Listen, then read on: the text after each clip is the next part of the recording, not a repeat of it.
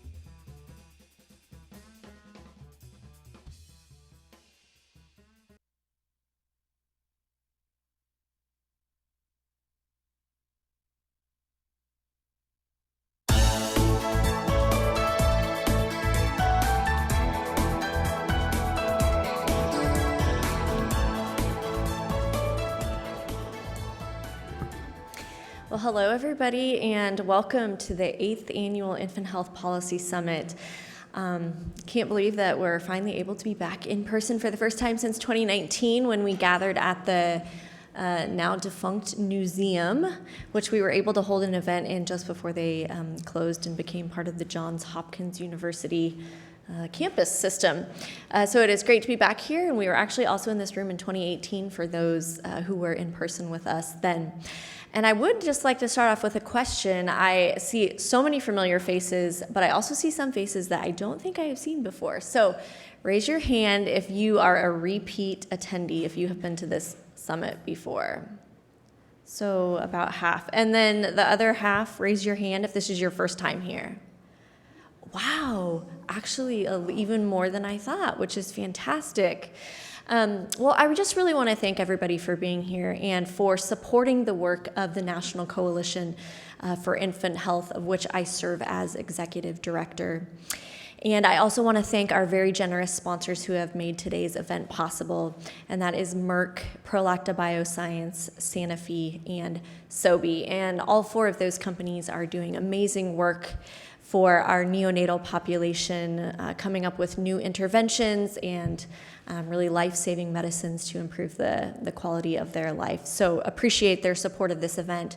We have a lot to get to today, a lot of interesting discussions we're going to be having. And so without further ado, I'm going to introduce Christy Gliniak of the National Association of Neonatal Therapists, who's going to give our opening remarks.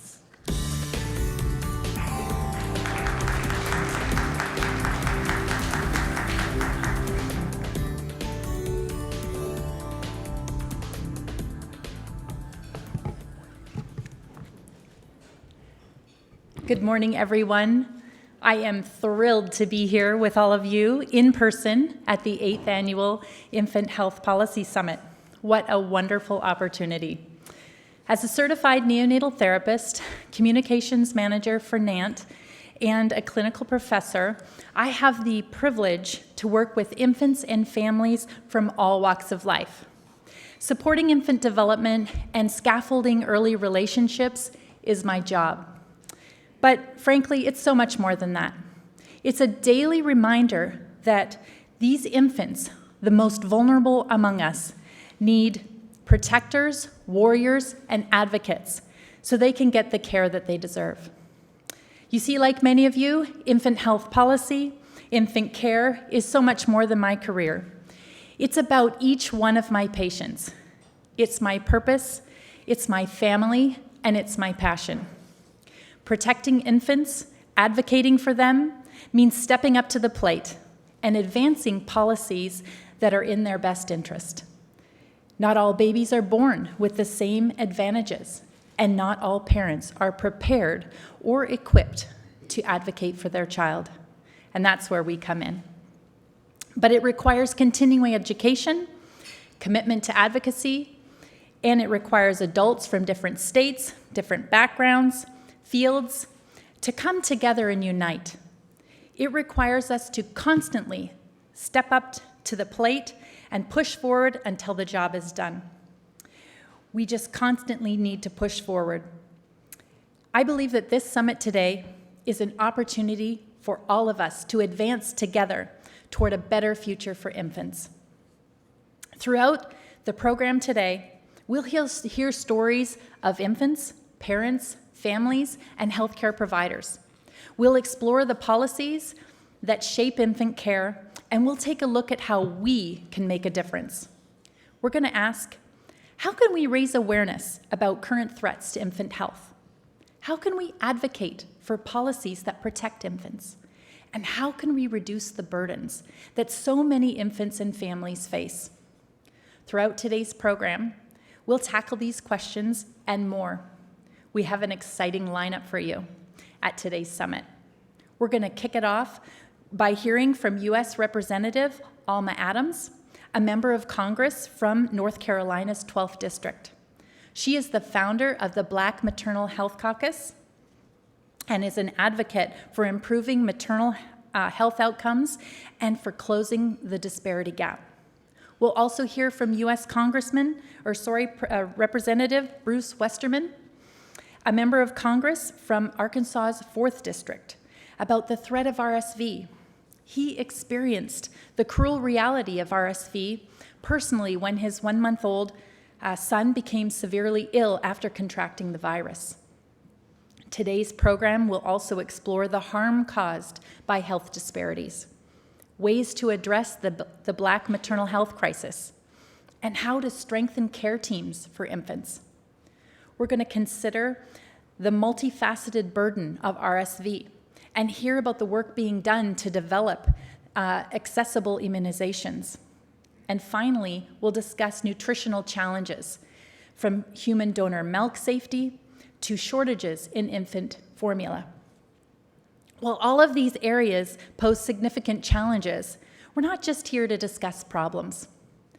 Our speakers will also outline the policies and the work that can be done to overcome these challenges and ensure that infants get the care that they deserve. Today's summit is a chance to learn and engage. It's a launch pad for advocacy. It's giving us a fresh perspective and new information and valuable insights. And by taking the time for joining us today, you've shown your dedication and commitment to supporting infants. You've shown your willingness to advocate for policies that give babies the access and care that they deserve. I would urge all of you to take what you've learned here today and support infants wherever you can, whether it be research and development, nonprofit work, legislative advocacy, community outreach, or direct health care. We, all of us, have a role to play in improving the lives and health of infants. We have a lot to cover today, and like you, I'm really excited about this program. Thank you again for joining us, and with that, we'll get things started by hearing from Congresswoman Representative Alma Adams, co-founder and co-chair of the Black Maternal Health Caucus.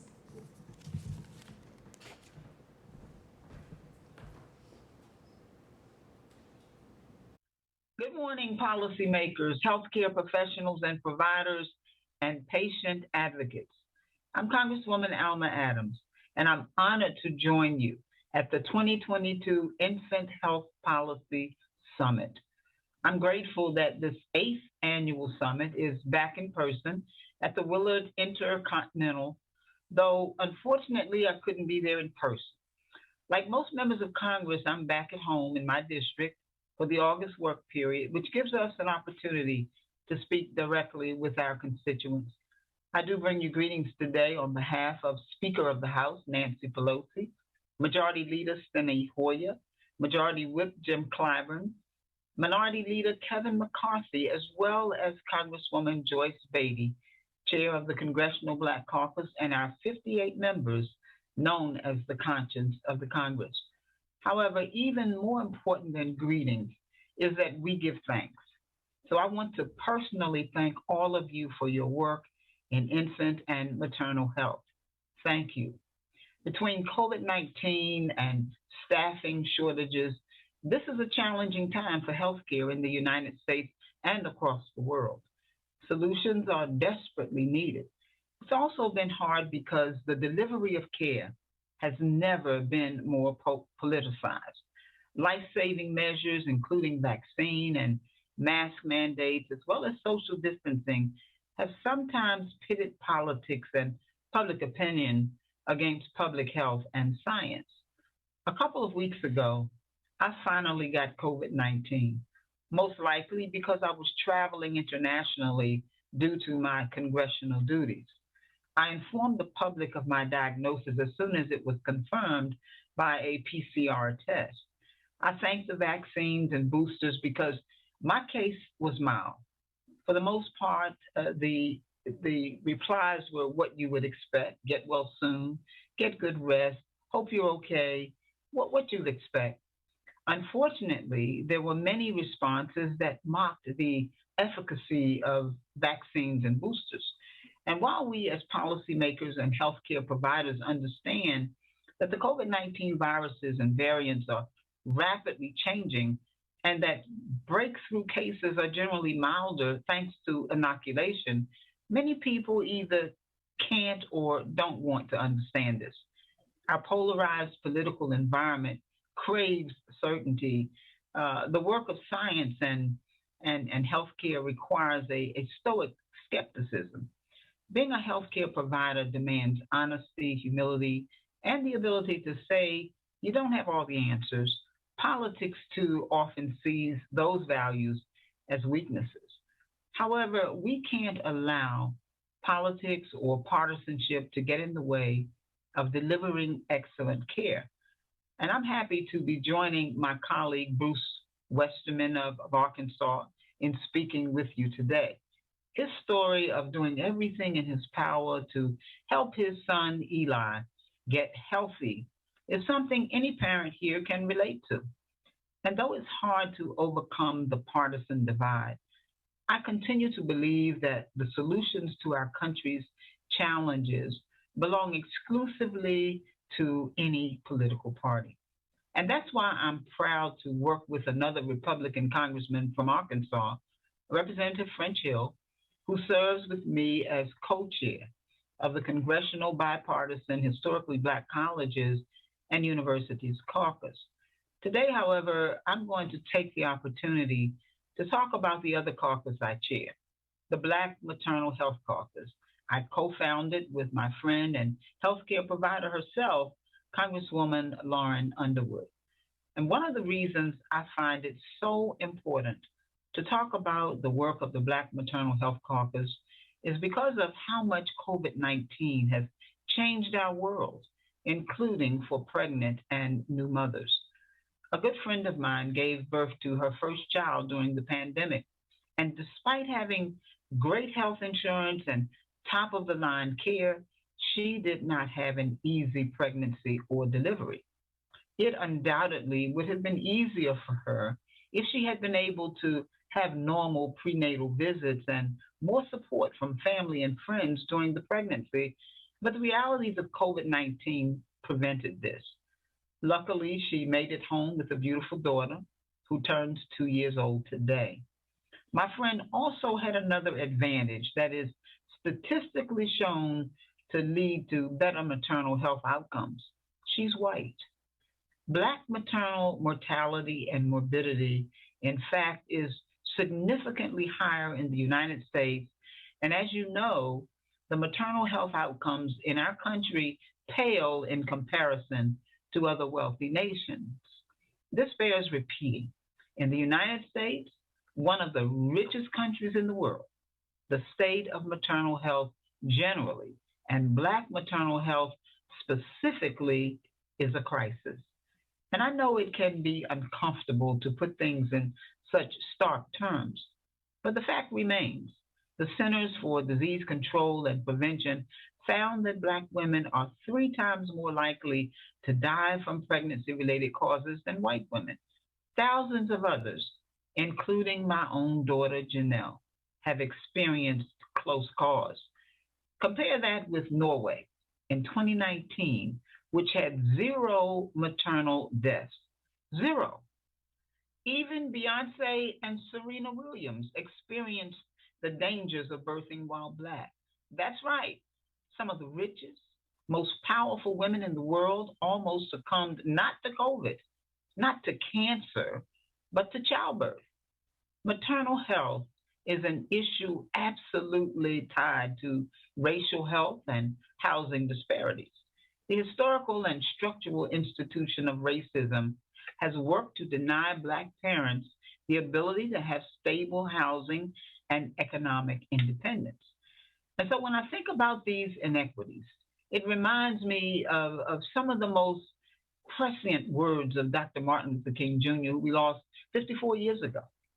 In the 1966 Convention of Medical Committee for Human Rights, Dr. King said, and I quote, "Of all of the forms of inequality, injustice in healthcare is the most shocking and the most inhumane."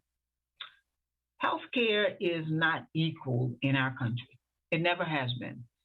So we shouldn't be surprised when the inequality extends to mothers and their children. And as we've seen from the COVID-19 pandemic, the adage is true. When white America comes down with a cold, Black America gets pneumonia. Unfortunately, we know the truth. Maternal health in America is in crisis. And like so many crises, the maternal mortality crisis has hit Black America harder. And that's why the Black maternal health crisis demands urgent attention and serious action to save the lives of Black mothers, women of color, and other marginalized women across the country. For me, this work began when my daughter, a Black mom herself, survived a complicated pregnancy that almost took her life. Her doctors would not listen to her. She almost died. Janelle was one of the tens of thousands of women who experience near misses or pregnancy-related complications that are traumatizing and endanger the life of the mother and or child. And that experience made me think about what it means to be a mom. Janelle is my daughter, a sister, and a mother to 2 amazing children. And she's also a part of her community. She's a principal at her local elementary school, someone who weaves the threads of so many lives together into the fabric of her community. And I thought about what happens when we pull out the threads of all of the mothers we lose every year in this country. So I knew when I got to Congress, I had to do something. It all started in 2018 with Black Maternal Health Week, which then Senator Kamala Harris and I worked on together with the Black Mamas Matter Alliance. And then in 2019, Congresswoman Lauren Underwood and I formed the Black Maternal Health Caucus in Congress.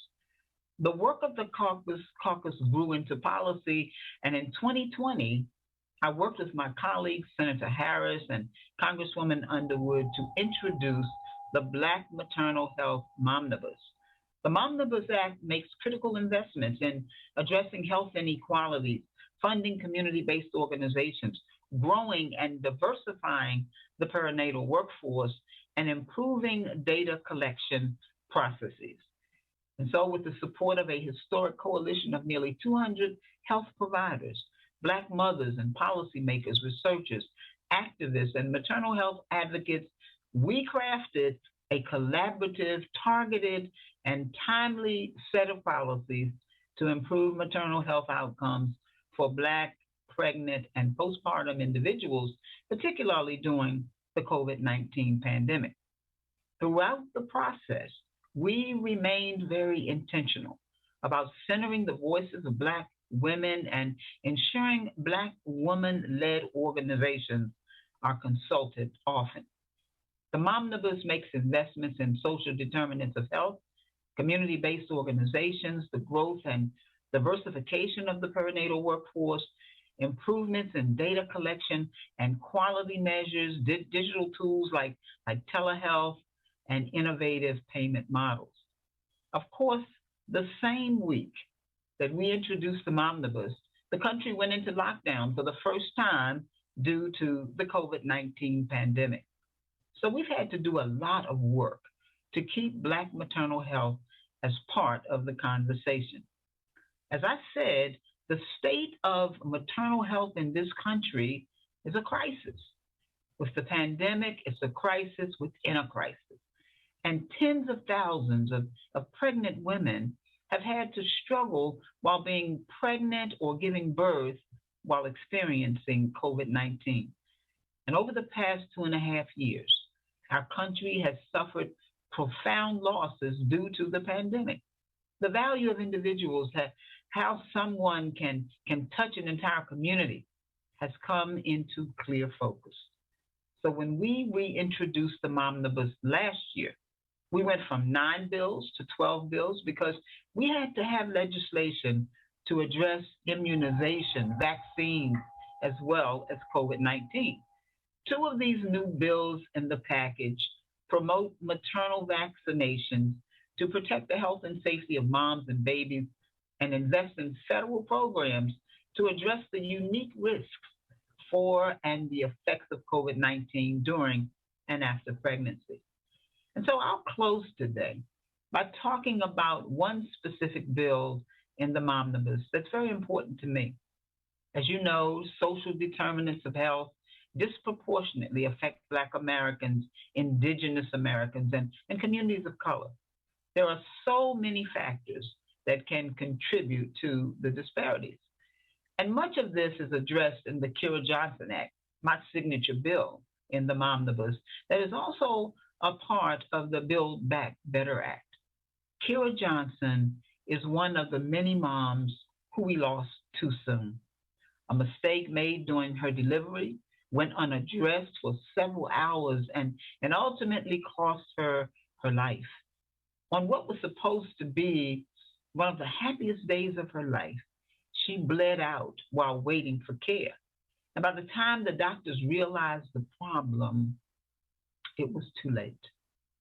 This story hits close to home because it is so common in our community, so common, in fact, that it reminded me of my daughter's experience after she gave birth. She was in pain, but her doctors wouldn't listen. Kira's husband, Charles, has been relentless and brave in telling Kira's story. And that's why I was proud to name this bill after her. Among other things, the Kira Johnson Act will provide funding for grant programs to implement and study consistent bias, racism, and discrimination trainings for all employees in maternity care settings. Specifically, it's important to me that we talk about bias in maternal care because I believe Kira's care team needed this training. And again, that's why we need the Momnibus. So if it wasn't clear already, we have policy solutions to this crisis. And let me make this crystal clear. The Black maternal health crisis is preventable. It's preventable. We need to pass the Momnibus and pass Medicaid expansion. And here's why. Many of these maternal deaths are preventable, over 50%. There's no excuse for inaction. We can save these lives and close the maternal mortality and morbidity gap between not only Black and white Americans, but also the United States and the rest of the world. We can and must fight for a future where mothers and babies are given the tools they need for good health. We need your help. Voice your support online. Call your representatives and senators and tell them to support the Momnibus. The Momnibus will save the lives of Black women and children and improve outcomes for all mothers and parents, because no one should have to lose another friend, another auntie, sister, daughter, parent, or mommy to this crisis. Thank you. God bless you. And thank you all again for your hard work to keep our country healthy.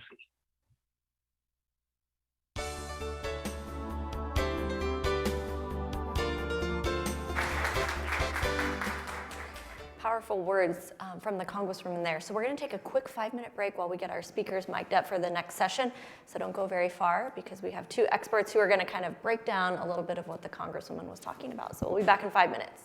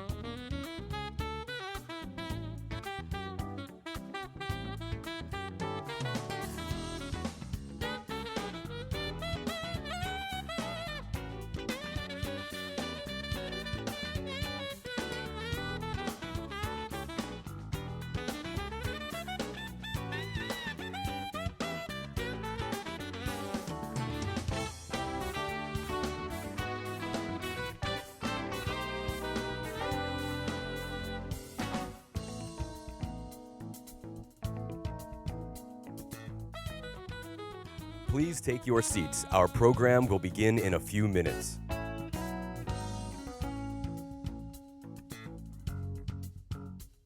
Please take your seats. Our program will begin in a few minutes.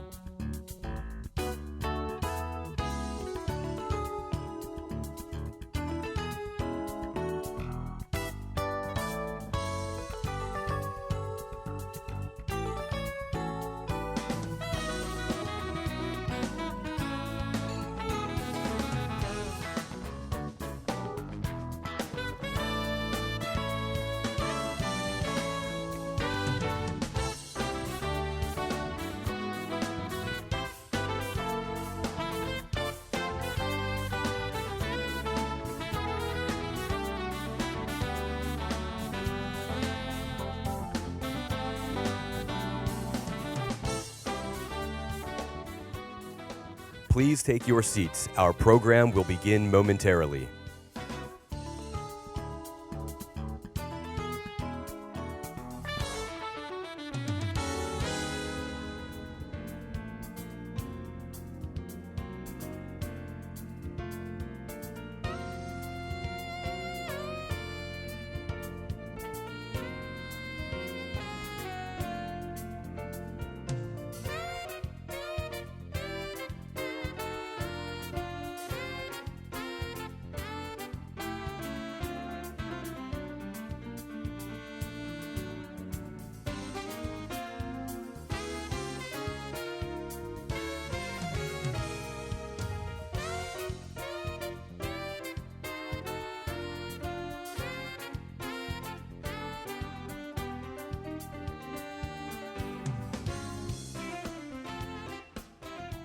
Please take your seats. Our program is about to begin.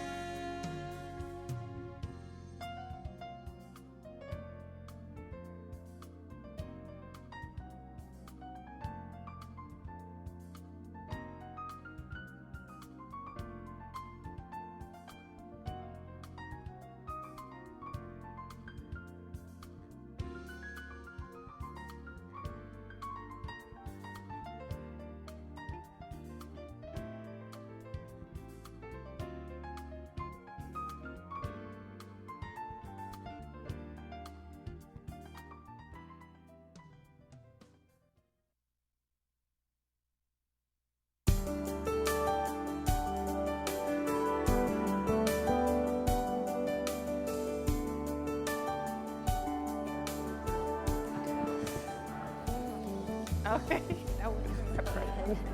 You gave me. I gave you a choice. I asked you first. Well, I hope you all enjoyed those remarks from Congresswoman Adams. I thought they were really powerful. She addressed a lot of the things that I think we might be talking about here today.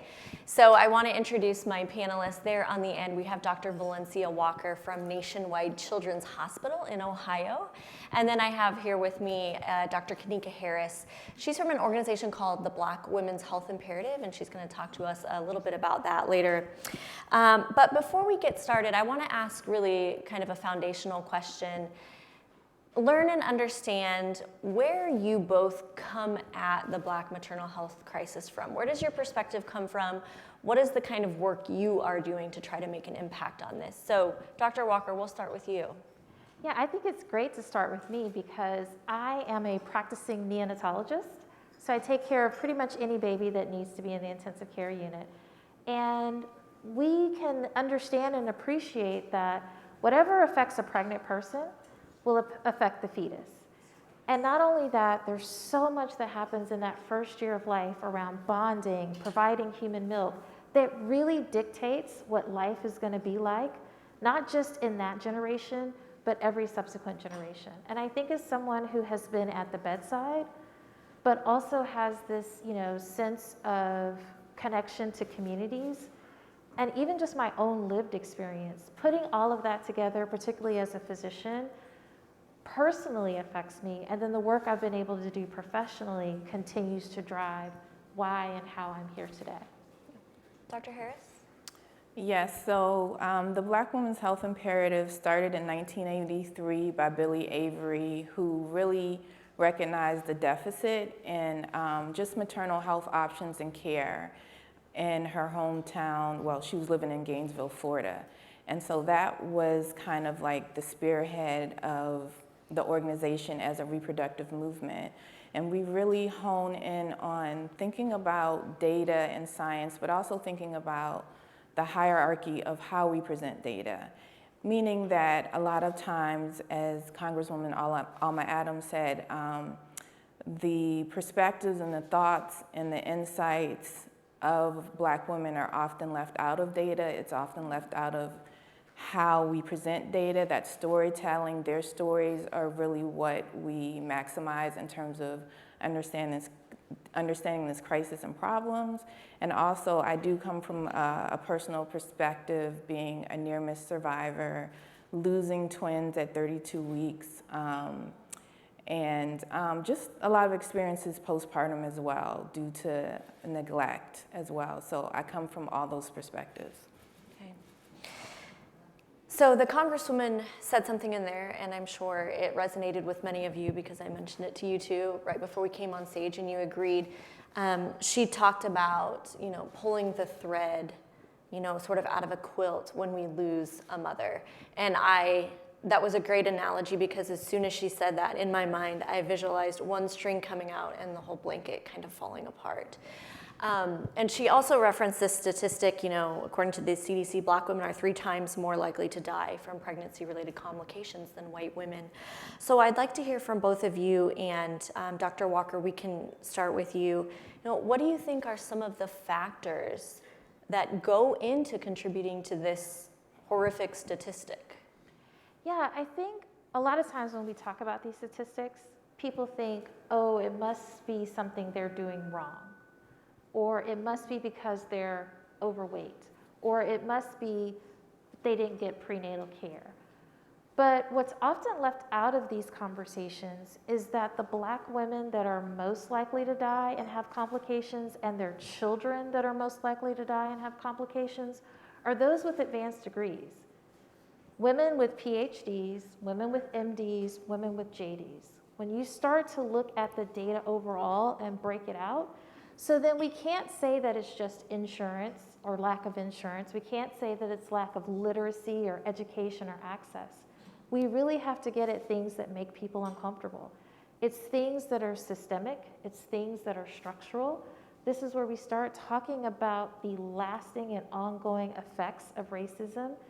Regardless of the laws that we've passed in the past, there are still things that are happening today, and you put all of this together and you start to see how complex these issues are, and they don't just fit into a soundbite.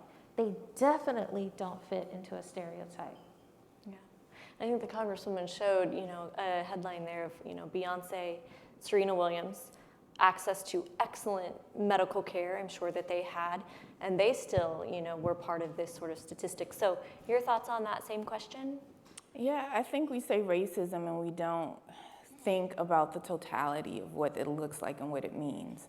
And what it really looks like when you think about, for example, cultural racism, what it means is that the everyday beliefs, customs that promote the assumption in the products around white culture is normalized, and that's superior.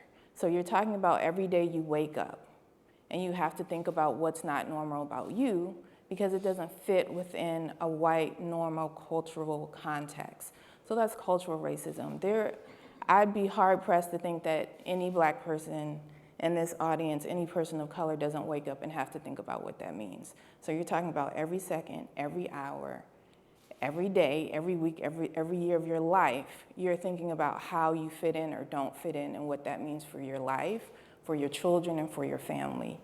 And those stressors, they release stress hormones in your body, and your body keeps score. So over time, no matter how much you do, either you're succumbing to racism or you're trying to overcome it. So when you're talking about getting a JD, a PhD, that's all the things that you've done to not only deal with racism, but then try and overcome racism. And that's an additional stressors, unnecessary stressors on your body.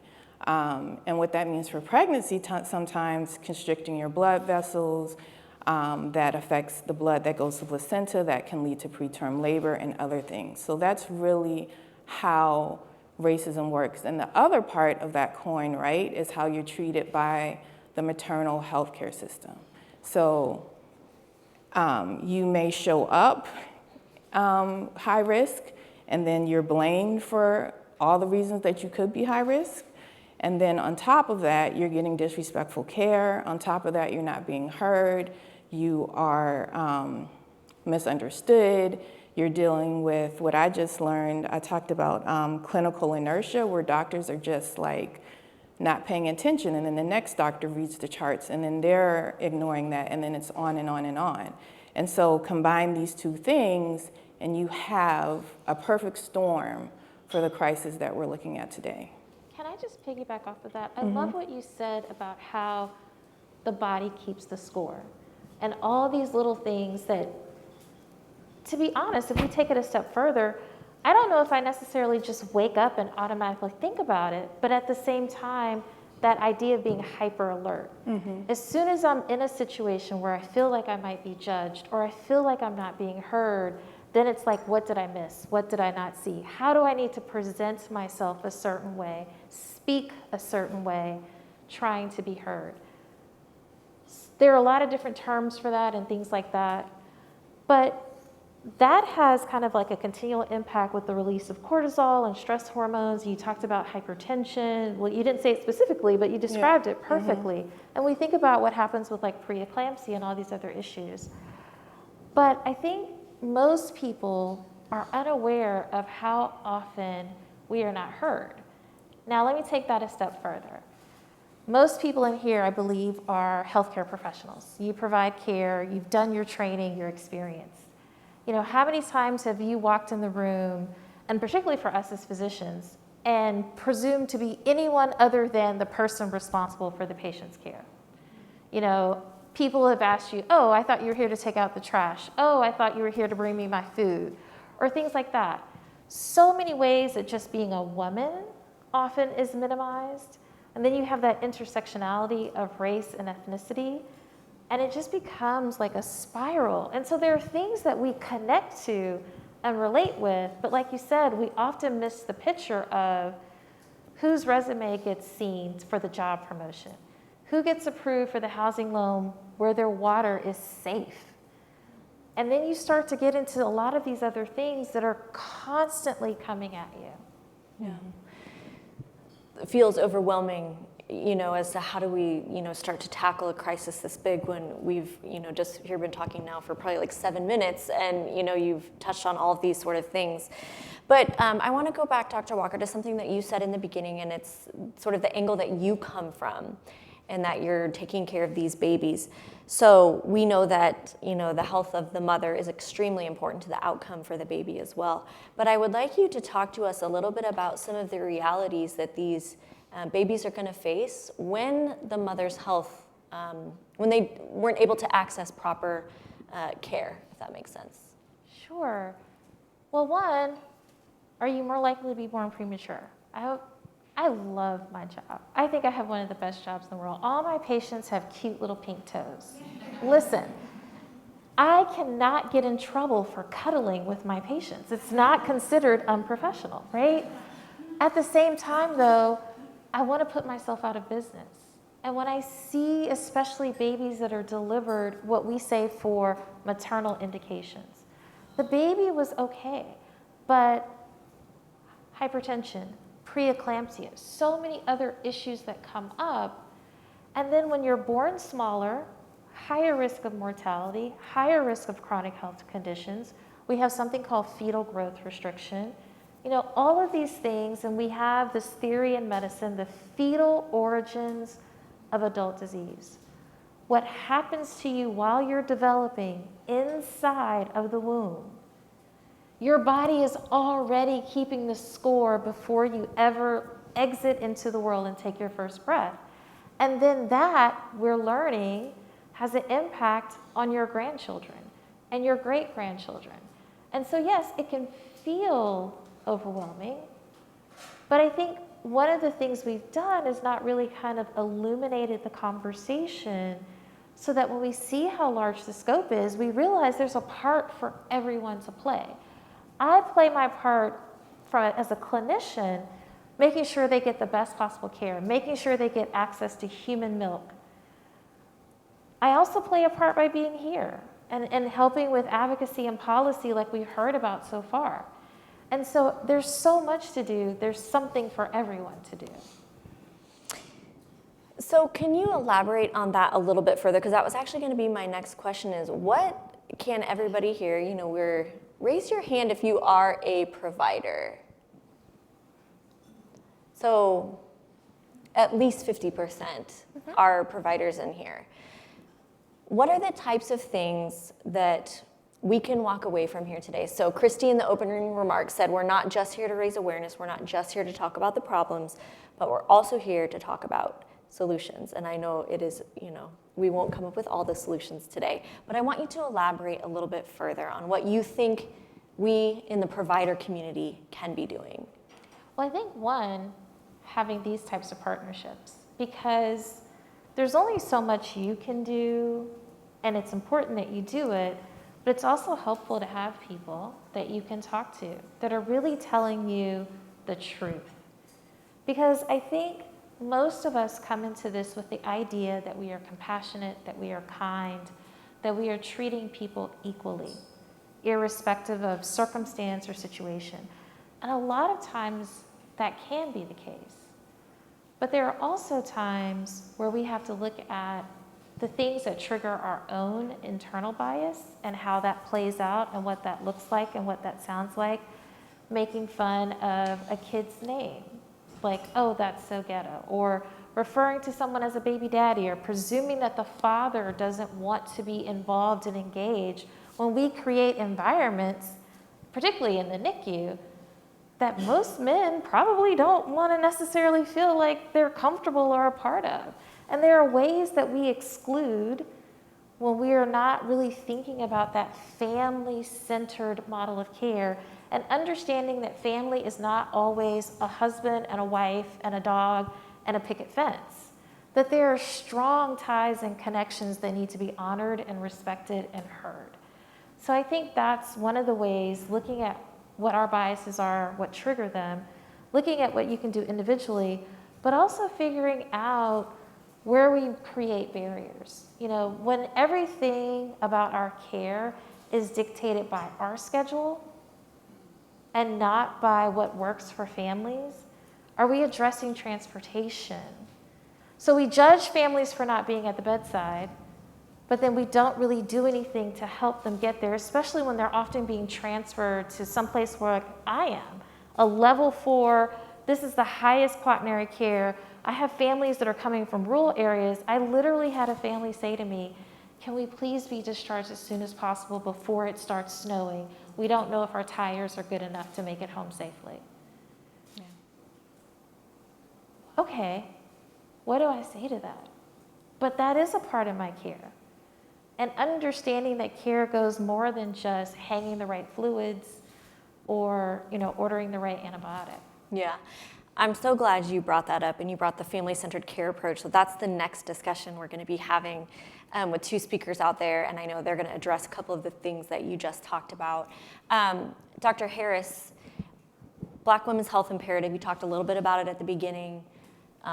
What kind of work can advocates be doing to help reduce these disparities? We heard about the provider community. What about the advocates? Well, definitely supporting the Momnibus bill is number one.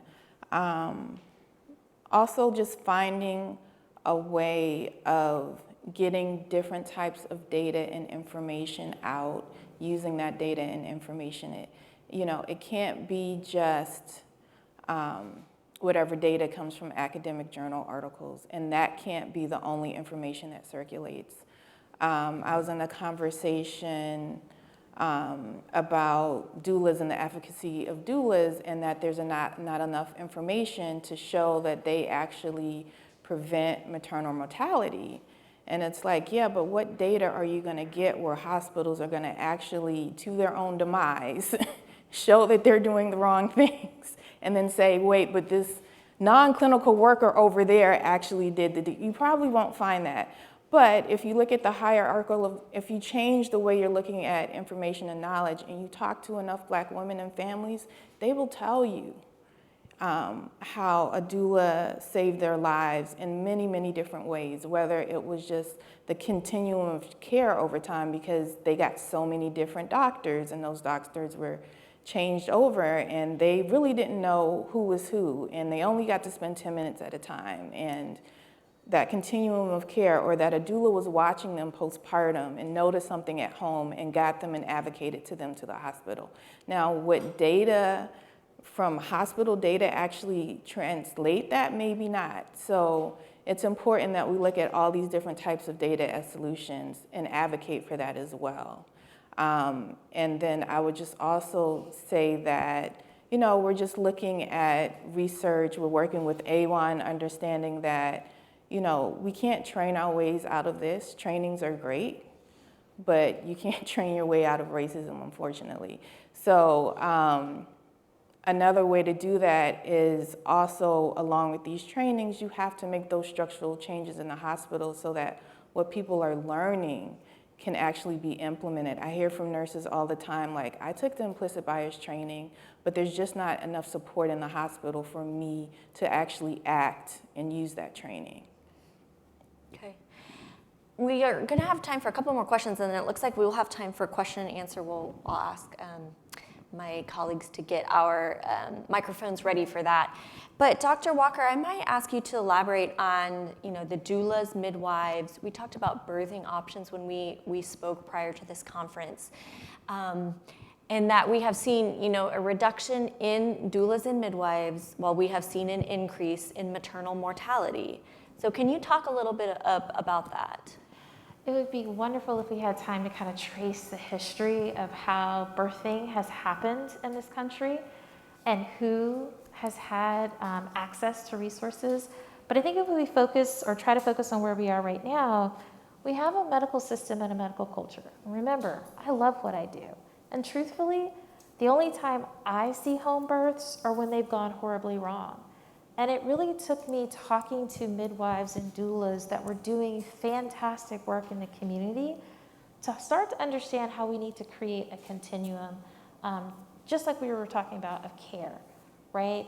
Not everyone needs to be medicalized. Not everyone even needs to be exposed to what happens in the healthcare system. Another thing that we haven't said, but I want to make sure we say explicitly, so often we come at this from a deficit mindset. What's wrong, what's broken, what needs to be fixed? And I want to encourage people to really think about a strength-based mindset. You know, what people are doing to get it right and how we can encourage that and then transition to where you no longer need those extra like tools and burdens because we are shifting systems. So my last question, a little bit of a lightning round, and you, Dr. Harris, already kind of touched on it. I think I know what your answer will be on this, but if you could make one ask of Congress or policymakers, and you knew they were going to listen, and you knew they were going to act, which is, you know, sometimes pie in the sky. But if you knew they were going to listen to you, and you knew they were going to act, and they were going to implement it, what would your one ask be? I think I might surprise you. I thought about this question, and I think hard about when we talk about maternal health first before I just blow it on you. When you talk about maternal health, it is a very complicated web of problems for this crisis. You're talking about housing, you're talking about prison system, education, you know, all these social determinants of health that we should never have to talk about social determinants of health. It should just be a birthright, but we do have to talk about these things. Almost any result of racism is linked to the maternal health crisis, and so I really can't think of any other way to end this crisis. You know, we can talk about Momnibus, and Momnibus is so important in terms of the policies. I support it, I agree with it, I think it's the most comprehensive approach. But if we want to get really comprehensive, we have to start talking about reparations. And what I mean about reparations is, thank you. I know it's a word we don't like to use, and I don't mean it in a way of paying out to right wrongs. I mean it in a way of redistributing wealth so everyone has a benefit. Have you ever thought of a situation where there's a white person clamoring for their child to get in a black school because that school is so excellent. It's in such a wonderful neighborhood. Like, these are things we don't have to think about every day, right? But I have to think about that for my child. And once I put my child in a predominantly white institution, what does that mean for their identity and their growth and their development? What does that mean for the fight of me and my family to make sure my child is seen normal in the way that they are? So that's what I mean by reparations. We're talking about from a child, when the time a child is born, what are the resources that need to be in place so by the time that they have children, they should be able to get the JD, the MD, the PhD, whatever, and walk away from a pregnancy healthy. And remember, walking away from a pregnancy, childbirth healthy, that's the floor. That's not the goal here. That is the floor. You want them to feel affirmed. You want their identity to be in place. You want them to experience joy. You want them to be the best part of their lives. And right now, we're just talking about surviving. And I just don't see any other way than doing that, than to redistribute what we've never, ever had. And also, when you look at that, you also just have to look at, the average black family only has 1/10 of the wealth of a white family, right? So what does that really look like for their trajectory? And, if D-Day matters, so does Black Wall Street. We've tried to put things in place for us that have been systematically destroyed, like either violently or just burning towns and building rivers over them and water structures. So we've really tried. And so I just think if we don't really look at HR 40 that has sat in Congress, if we don't look at that, we're going to keep working on these small programs, these small policies, these small solutions, and we're going to profit.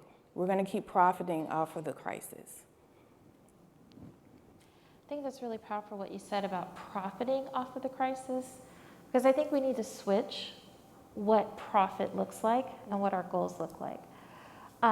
I'm going to kind of take a different frame and approach, because one of the things that I think I've been spending more time considering, we have a hard time just prioritizing reproductive health in this country. It is not a safe place. You aren't going to necessarily walk away from pregnancy unscathed. It is going to have some type of unmet or harm for way too many people, and we don't talk about that. We don't even really teach that in medical school.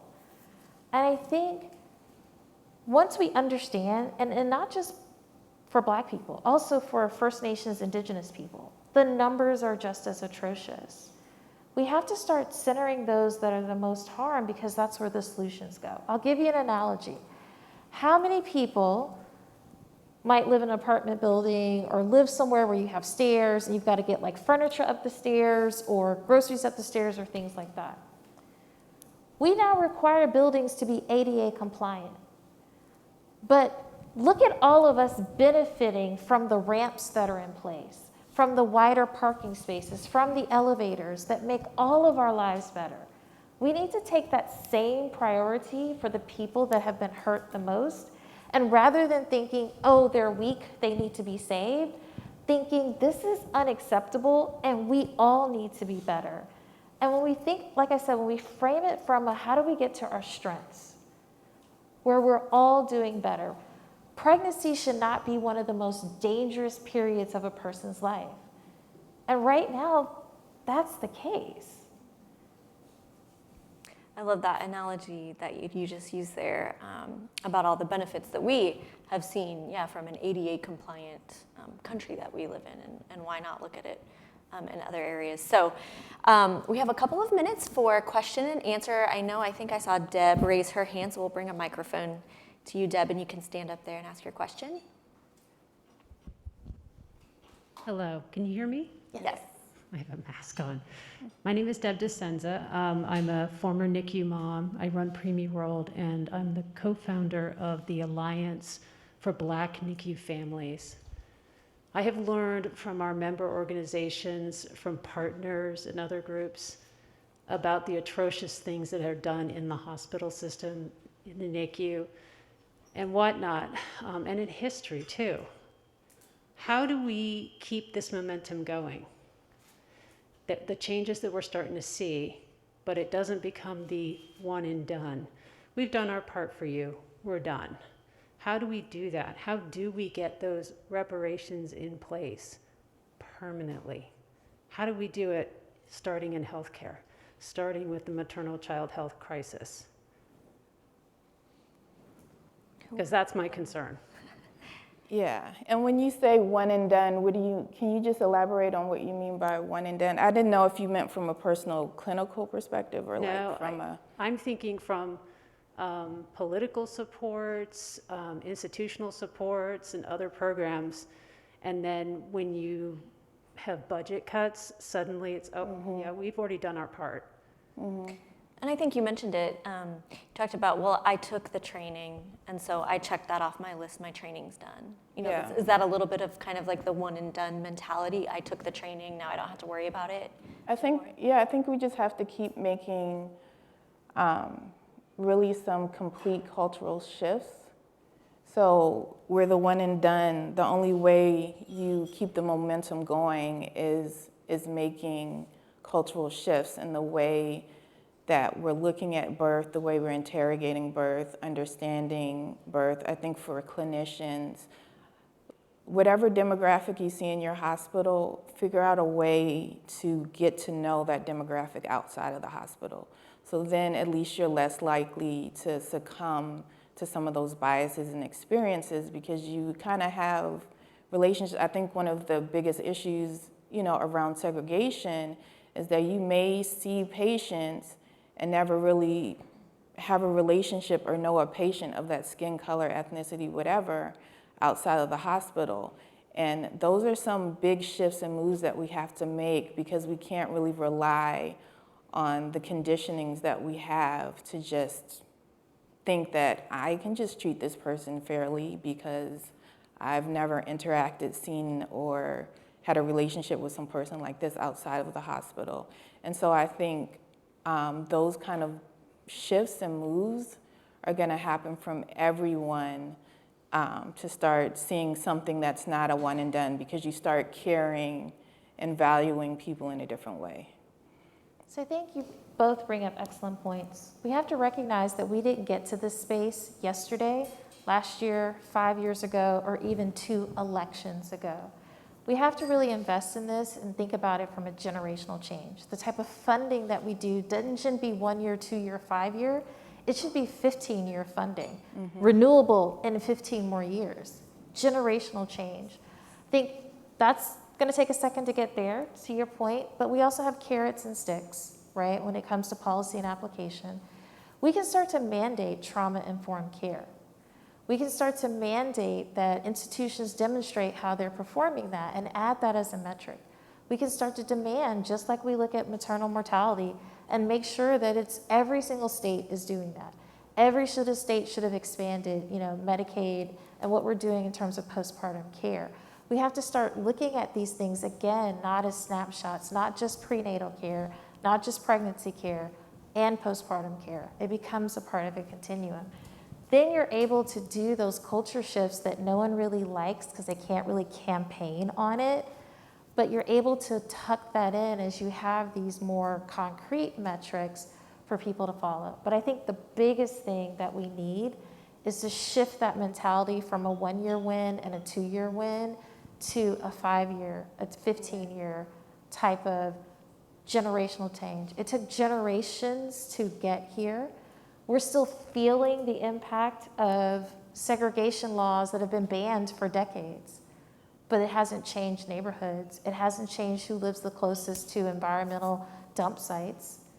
So taking that approach, using carrots and sticks, putting in clear metrics, things like trauma-informed care, which can be mandated as an expectation, and then really looking at shifting from a 1-year, 2-year win to what are we doing to change things over 15 years, over 30 years? I.e. that word I won't say again. But basically, that's what I mean. Like, you have to have, enough investment, 20-year, 50-year investments to make that change. I mean, we got here over 400 years of intense, oppression, and it's going to take something that intense to turn this around. It's going to be taking that type of thinking and shift to really turn this around. Yeah, it's very frustrating, especially for us as a nonprofit, to know that, hey, we're just gaining some wins, but you decided that you don't want to refund this. Mm-hmm. Or, hey, we're getting somewhere here, but it was only for 3 years, and now we have to work to find more money. So yeah, I totally agree that it's going to take massive investments to get us out of this. Well, Dr. Harris and Dr. Walker, thank you so much for joining us today. Totally appreciate your incredible insights that both of you shared. And most of all, thank you for the work that both of you are doing to make an impact on the Black maternal health crisis. So thank you very much. Thank you.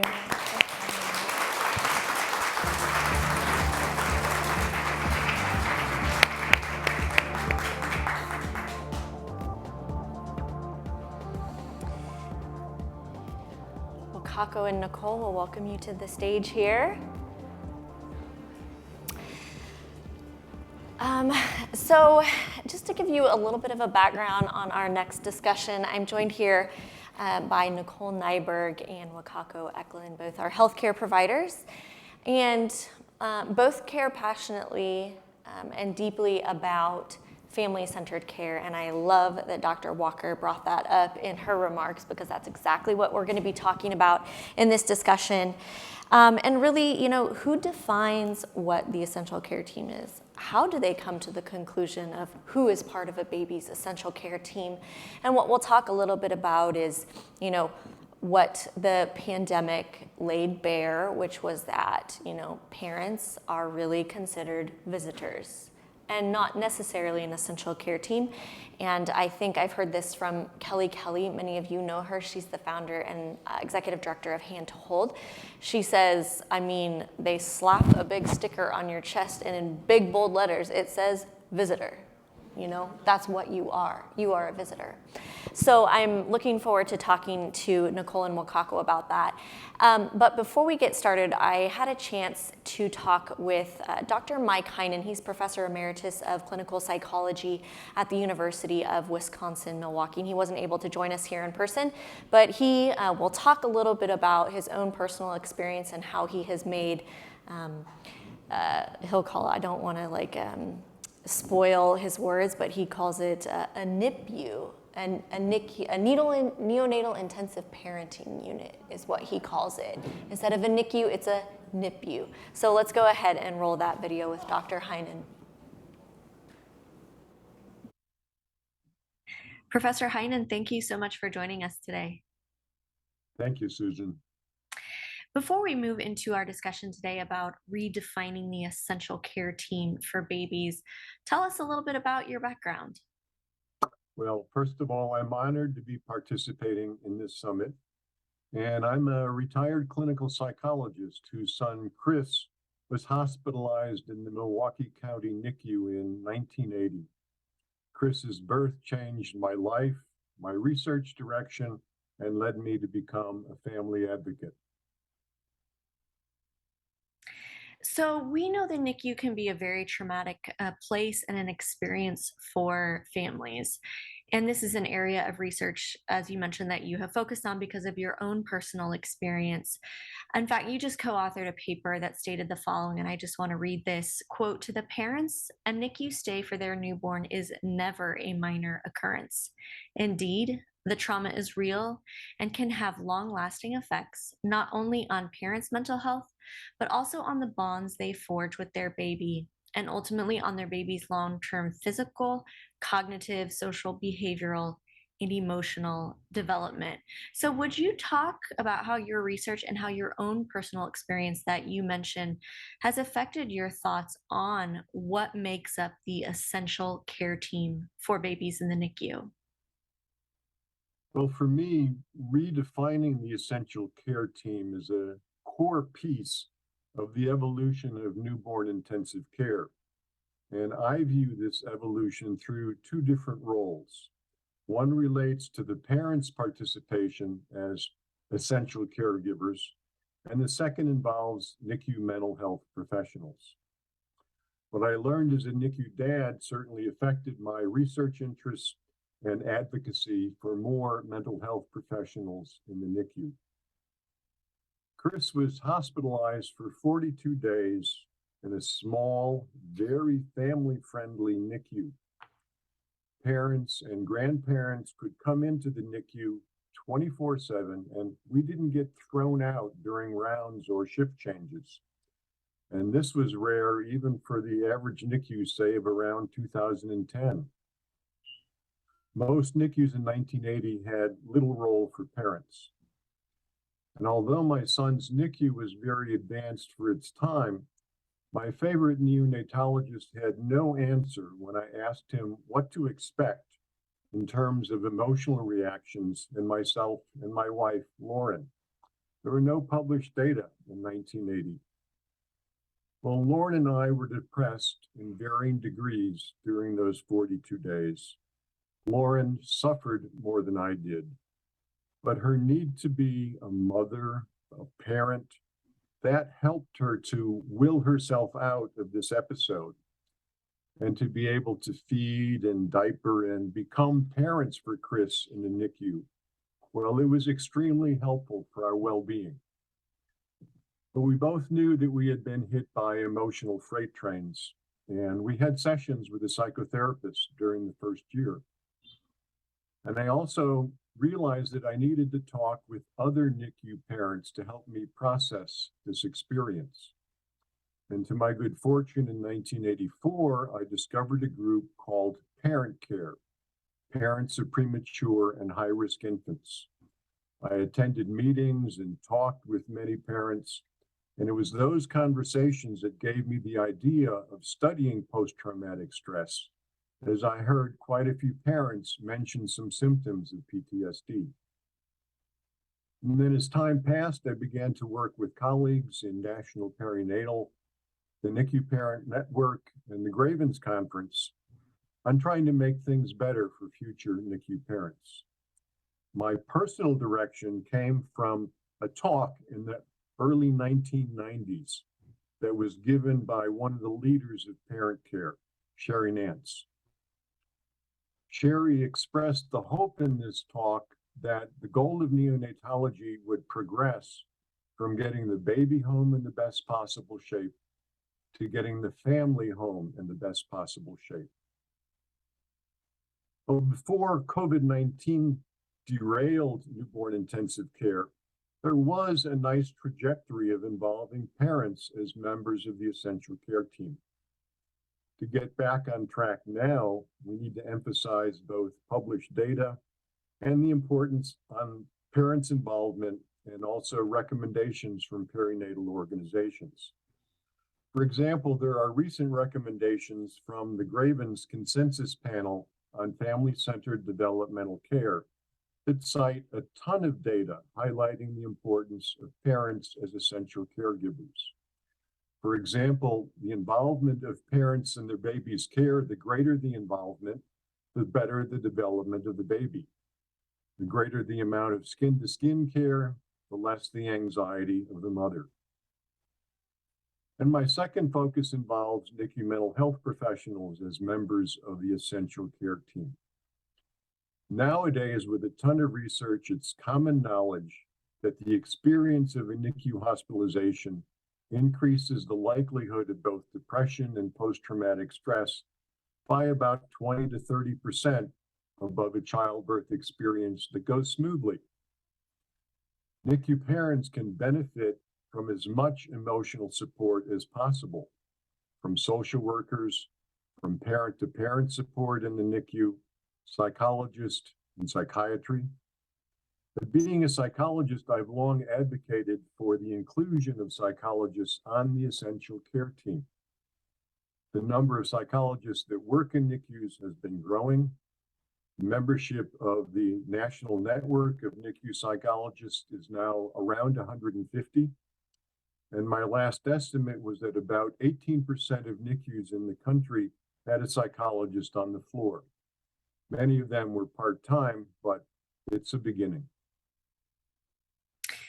So you kind of mentioned it before things got derailed with COVID-19. That's, as we've talked about, the NICU is already a traumatic experience. But for many families, that trauma was even elevated, more exacerbated due to very restrictive hospital policies that were put in place that separated parents from their babies in the NICU. Now, whether that was due to a mother who tested positive for COVID when she delivered the baby and needing to isolate, or the inability for anyone other than one parent or caregiver at a time to be in the NICU with their child. So, can you talk to us about this kind of trauma and the kind of grief that is associated with these types of very harmful, very dangerous separation policies? Well, you're certainly correct that in most NICUs, COVID meant that parents and mental health professionals lost their positions as essential providers. At the beginning of COVID, most NICU psychologists were told to work from home. And for some NICUs, they were starting telemedicine from scratch. So you're spot on that COVID-19 made the NICU experience even more traumatic. And it's going to take decades before all of the research comes in.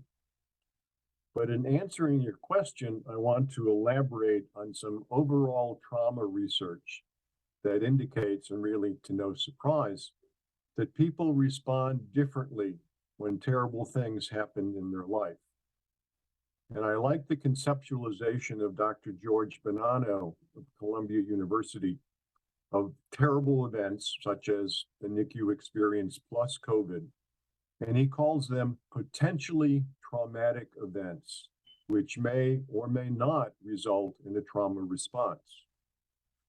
From his wide-ranging research, Bonanno has identified 4 trajectories of recovery from potentially traumatic events. And at the positive end of the continuum is the resilience trajectory, which Bonanno argues as being the most common trajectory.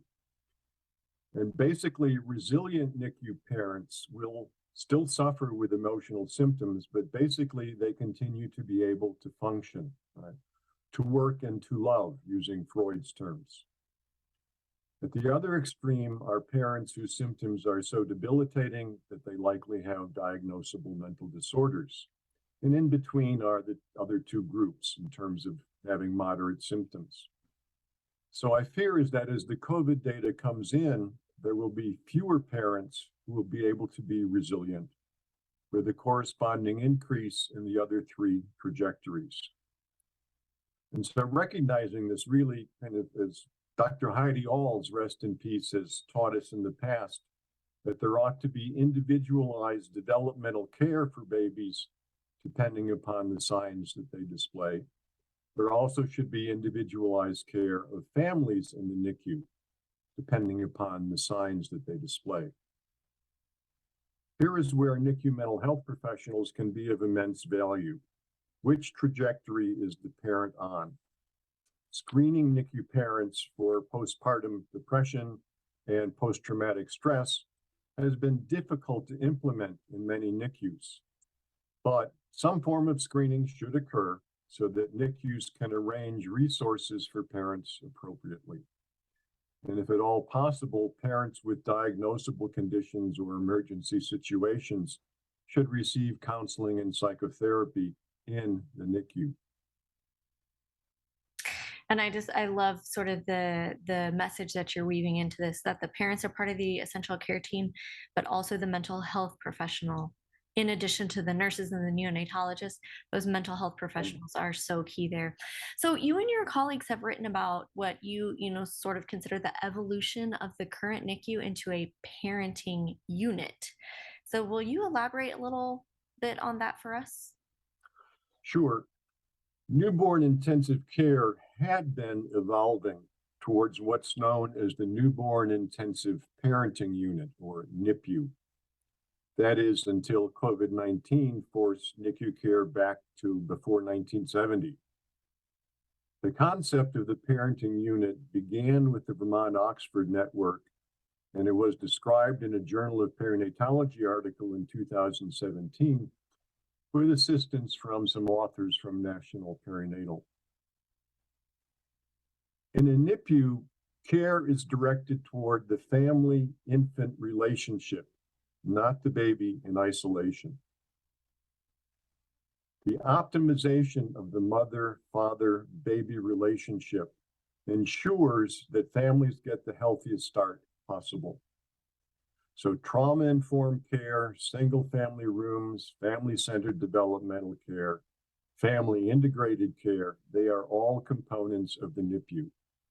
So the NIPU as a village, it functions as a village, and as you kind of described in your introduction to this, it involves everyone as being members of the care team. And we actually also think about receptionists and custodians as being, in their small ways, members of this care team. So it is integrated, it is an interdependent community. And ideally, in the NIPU, the health and the emotional well-being of both families and staff are goals that are equal in importance to the health of the baby. If there's one principle that permeates every aspect of the NIPU, is that everyone is looking out for the physical, mental, and emotional health and well-being of families, babies, and each other. Like that NIPU, and I guess we'll see in the coming years if that can catch on, and we'll see. So this is my, yes, fingers crossed it catches on. So Mike, this is my last question for you. You know, many advocates are working very hard. We're going to talk to a couple of them in just a few minutes who are working to change these policies to ensure that parents are considered, and as you would also say, the mental health professional considered an essential part of the baby's care team. So through your years of research, your own experience, what do you think is needed to change policies so that inevitably during the next public health emergency or worldwide calamity that we do not have these dangerous and harmful policies put back in place? Well, one, I'm sure that Wakako and Nicole will be better able to comment on this because I've never worked in a NICU or never had interactions with any hospital administrators. But from what I've heard, I want to suggest three things. One is that I heard Dr. Linda Frank from Stanford give a presentation to the last Ravens conference. And she urged those who wanted to revive family-centered care during COVID to become best friends with their hospital's risk management and infection control people. Second, use published data and also recommendations from perinatal organizations to make your case. One such recommendation is a position paper recently endorsed by NAN, AWHONN, and National Perinatal that supports NICU parents as essential caregivers during COVID. And also pay attention to any publications from those NICUs throughout the world that did not separate families and babies. Early data that I've heard about indicate that many of the fears that may have driven the separation policies may have been unfounded. And lastly, utilize the power of veteran NICU parents who are willing to help in this process. Have these veteran parents assist in designing surveys for your other NICU parents who experience COVID. Have willing parents take the lead or at least assist you in presenting survey data and other data and recommendations from whomever. Have them be there with the hospital administrators. And in fact, I know I've heard about scenes like this occurring before, and the parents are the ones who are the most able to emotionally communicate the message. So, yeah. Well, thank you so much, Mike, for your insights and for all of your many years and dedication to ensuring a NIPU, as we would like to call it, way in ensuring that parents and the mental health professionals are considered part of their baby's essential care team. So thank you so much, Mike, for joining us today. Thank you very much, Susan. I appreciate it. So he had a lot of really good insights there. But you two are really here representing kind of two organizations who have been working towards finding some solutions so that we don't experience these harmful policies again. So Nicole, I'll go ahead and start with you. Talk to us a little bit about your organization and what work you are doing to ensure that parents don't necessarily get that big visitor sticker slapped on their chest when they come to see their baby. Thank you. Thank you so much for having me, and it's an honor to be here. So for me personally, in 2014, just as I had become an NNP, I had started my orientation. I was pregnant with my first child and unfortunately had a lot of complications in my second trimester and ultimately had my son, William, at 23 and 4/7 weeks. And although being a 23-weeker, he actually did quite well clinically. But once, after I had him, you think you understand what NICU parents go through, but I really had no idea. And so just the trust that you have to put into caregivers to take care of your baby, to leave your baby, coupled with the uncertainty, anxiety, and fear, it's pretty indescribable. So once I personally came out of the fog and some of my PTSD and trauma, I created Empowering NICU Parents just as a way that I can hopefully give parents tools and knowledge just so they know the questions to ask and so that they can be an active member of the baby's care team. And not just in their cares, but also in the decision-making process. So we do this through just even social media channels.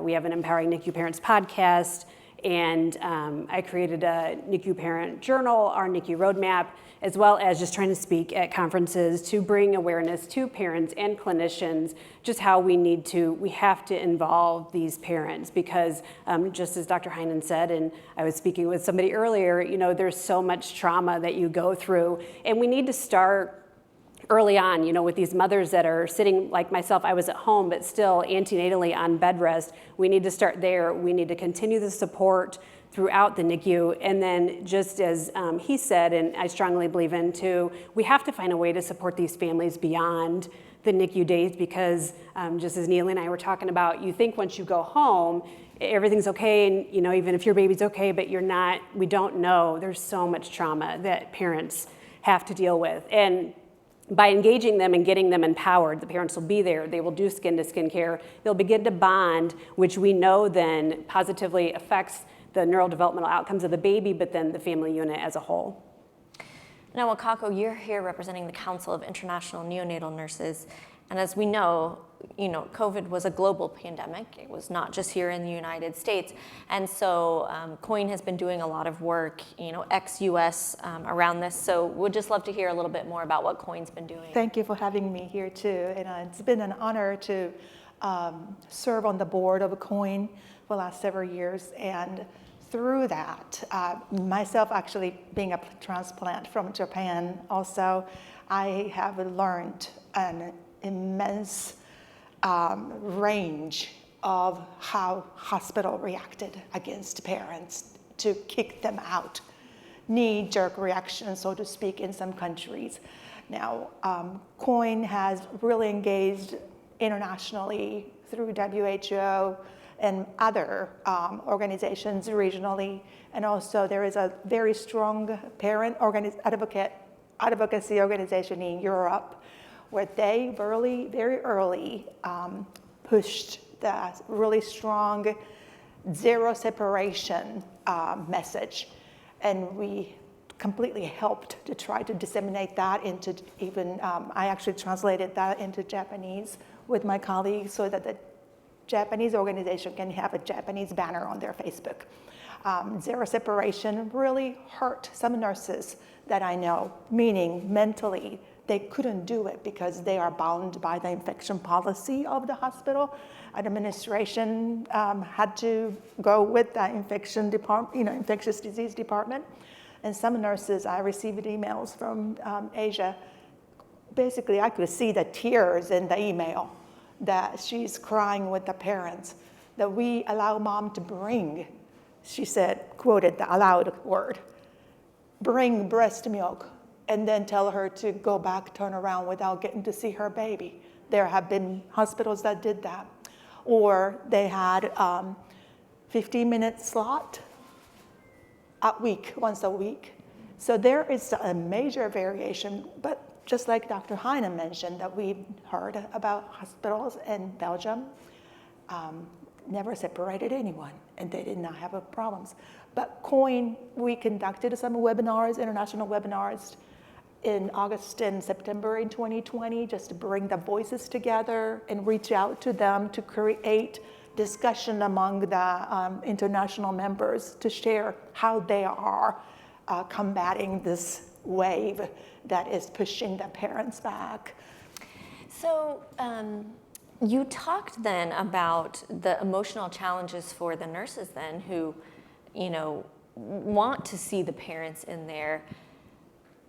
But on the flip side of that, what happens when a hospital or a NICU and their providers become used to not seeing parents? What happens then? I'd love to hear from both of you on that. Sure, I'll be brief. We have nurses, and actually some of my Asian colleagues often say that they're still very restrictive. And many of our US hospitals, I believe, have normalized the parent presence situation quite a bit. In most of our hospitals that I'm affiliated with in Nashville area, I believe that both parents have been with us since probably June or so last year. But just speaking with some colleagues in Asia, they are still at a standstill and parents are not present. So these nurses from new graduates from the last 2 years have never worked with the complex issue of working with parents during their shift, thinking about their socioeconomic needs or their family, mental, health needs. Some of the nurses have actually kind of got used to not thinking about the family, and that is a harm to them and to us and to the baby's future and parents. Nicole, any thoughts on that one? Yes, I completely agree. I think it's so detrimental that, several NICUs, I feel like we were at the trajectory that we were doing so well of including families and not, like I said, just them being at the bedside, but that they were physically there often. They helped with the decision making. And I think, unfortunately, after COVID, from the NICU clinicians all the way up to the providers, it's almost become a comfortability that the parents aren't there. So instead of insisting that they're there doing rounds, we're making phone calls afterwards and just updating the parents as opposed to getting their input or their questions during rounds. And it definitely affects the parental role alteration and the ability for parents to feel like parents. And just as what Keiko said, with the nurses, again, there's kind of they should come from a coaching aspect when it comes to parents, and when they haven't done that or when they've forgotten how to do it, it absolutely affects, like I said, the baby and their outcome, and then the parents as well. Right? Yeah. So it'll be interesting to see how the new generation, of nurses, yes, who when they first came into the workforce weren't accustomed to that. But as you mentioned, most of the hospitals in the U.S. have relaxed a lot of those policies. But also, we need to make sure that they don't happen when, the next worldwide pandemic hits, which hopefully will be a while before the next one comes. But Wakako, I want to ask you then, for already marginalized communities who may already have extra difficulty navigating a NICU journey, maybe because it's cultural barriers, language barriers, how much worse does a separation policy make that NICU experience for that family that's already experiencing more challenges? My goodness, I can speak about that for over an hour because as a cultural transplant myself, I have always been, even before the pandemic issue, extremely sensitive to how, say, illegal immigrant Hispanic mom, which we usually don't have to know that, but she thinks that we do. This mom thinks that we do. And if we do anything at all that she perceives, that other family, they seem to be talked to more often. They seem to be addressed in a different way, more friendly. In fact, that nurses simply are just possibly afraid to talk to the mom because she doesn't understand Spanish and she does not want to approach a mom, and mom is quiet, so assumes that this mom doesn't want to talk to. This happened to a Japanese patient several years ago. This is before pandemic, just because. So that just needs to be extra cautiously ingrained into the caregiver side of the brain every minute, because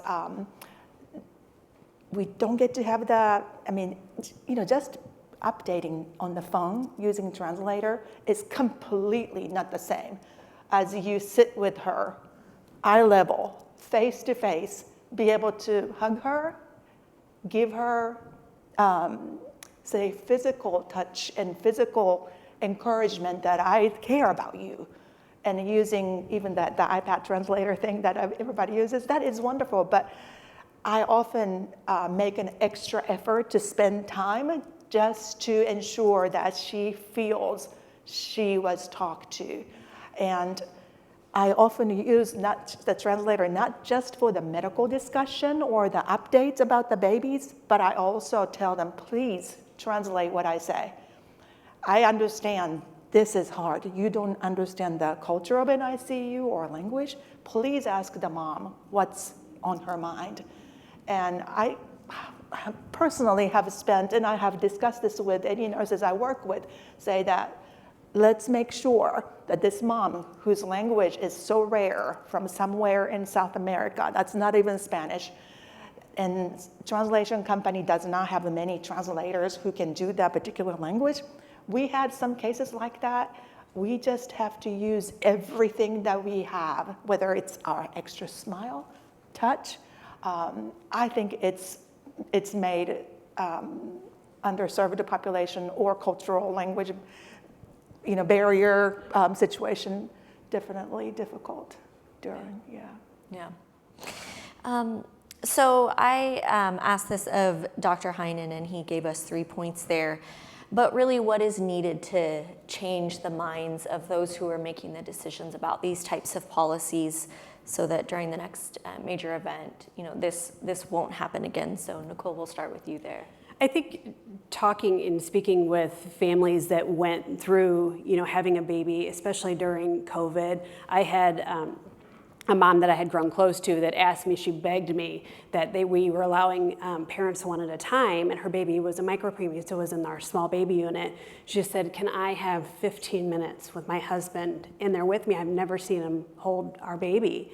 And I completely agree. And she said, I'll even take, because it's a smaller unit, she's like, I'll take turns. So we will separate out for, a couple hours if other families want to do that. And I completely agreed with her. So I took it up to the hospital administrators, and they said no. They had to follow the CDC guidelines.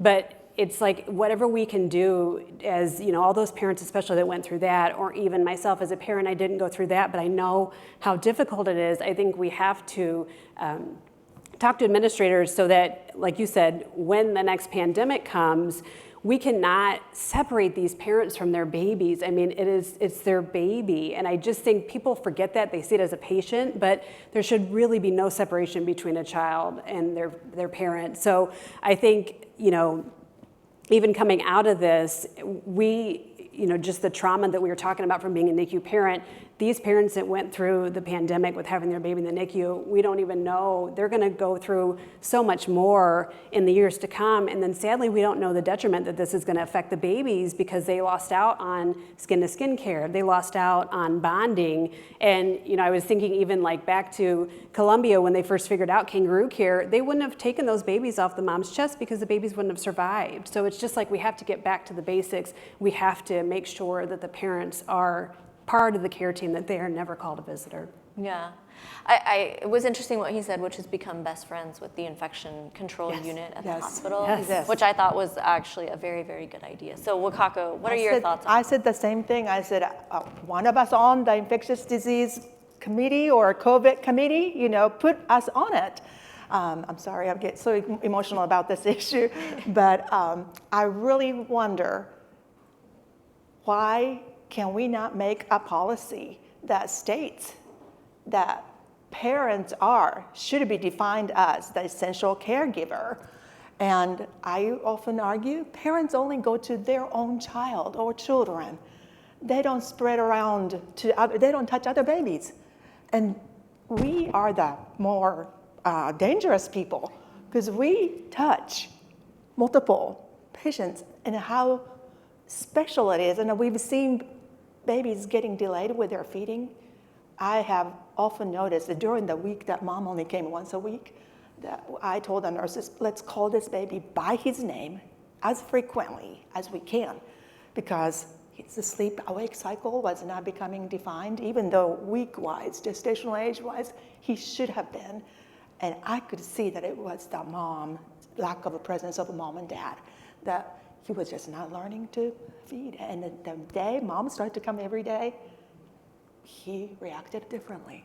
So I would love to have a policy at the national level that defines mom and dad as essential caregiver, because as quickly as everybody shut parents out, were you surprised how quickly all the hospitals shut everything down? If anything similar happens to the nation, they will do it again if we don't stop it in advance. Yeah. So we're going to have time for questions, so we'll ask to get the microphones out.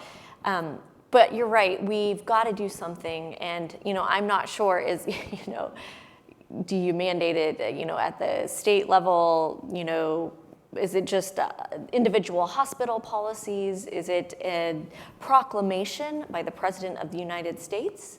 I'm not quite sure what that is, but it's certainly something that we'll be working with organizations like COIN and Empowering NICU Parents, and really utilizing the voices of the parents who have experienced this firsthand. When I started working with this coalition 8 years ago, I didn't know anything about a NICU baby.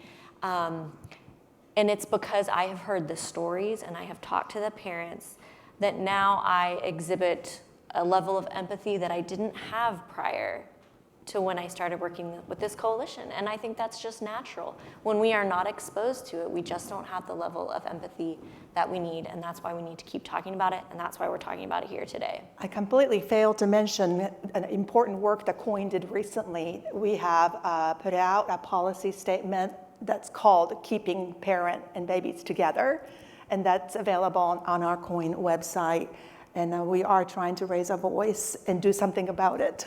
Yes, thank you. A few questions. Looks like we got Deb, and then down here in the front, Marcia, I think is her name. Yeah. So I totally agree with the concern about separation of the parents from the child. I think we need to reframe this a bit and do policy changes toward it for the next pandemic, because we know that's going to happen at one point. That baby came from the mother. The mother knew that baby before anyone else. That mother is the expert of her child. That father, also an expert of that child. So to separate them, to me, just sounds bizarre. So I think in pandemic speak, we definitely need to push for better CDC guidelines around that, because it is going to cause a lot of damage. Because I always tell the moms and the dads, you're the expert of your child. You knew that baby before anyone else. So for them to suddenly take away that power is wrong, because it's going to create a real problem for that child, as we've all heard. Yeah, and I wonder, I was just thinking, maybe like parents need to have a credential after their name, and that would, help them, to be seen more as part of that essential care team. I don't know what it is, yeah, P1 for parent or something like that. But maybe they need a credential, and people would take it more seriously. Marcia, here, you have a question? Thanks. Just a comment.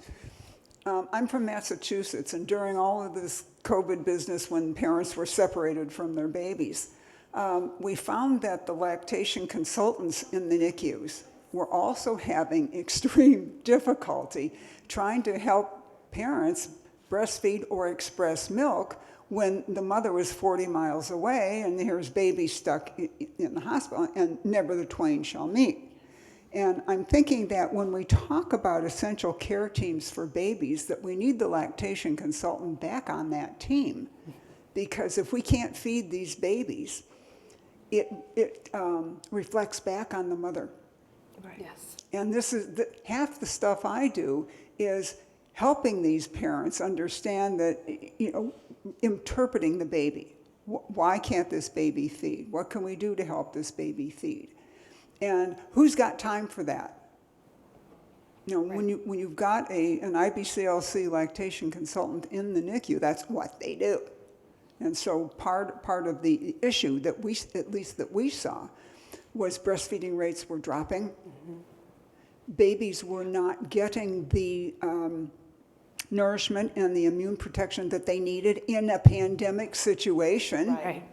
And before we had vaccinations, breast milk was the only game in town.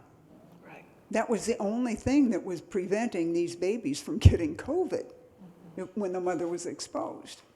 And so that's why I just want to put a pitch in here for lactation consultants as essential members of that team. Yes. Agreed. Any other questions? We've got two here. Great. Well, I wasn't going to say anything, but I'm a lactation consultant, so I was very excited. My name is Vanessa, and I'm in the DC area.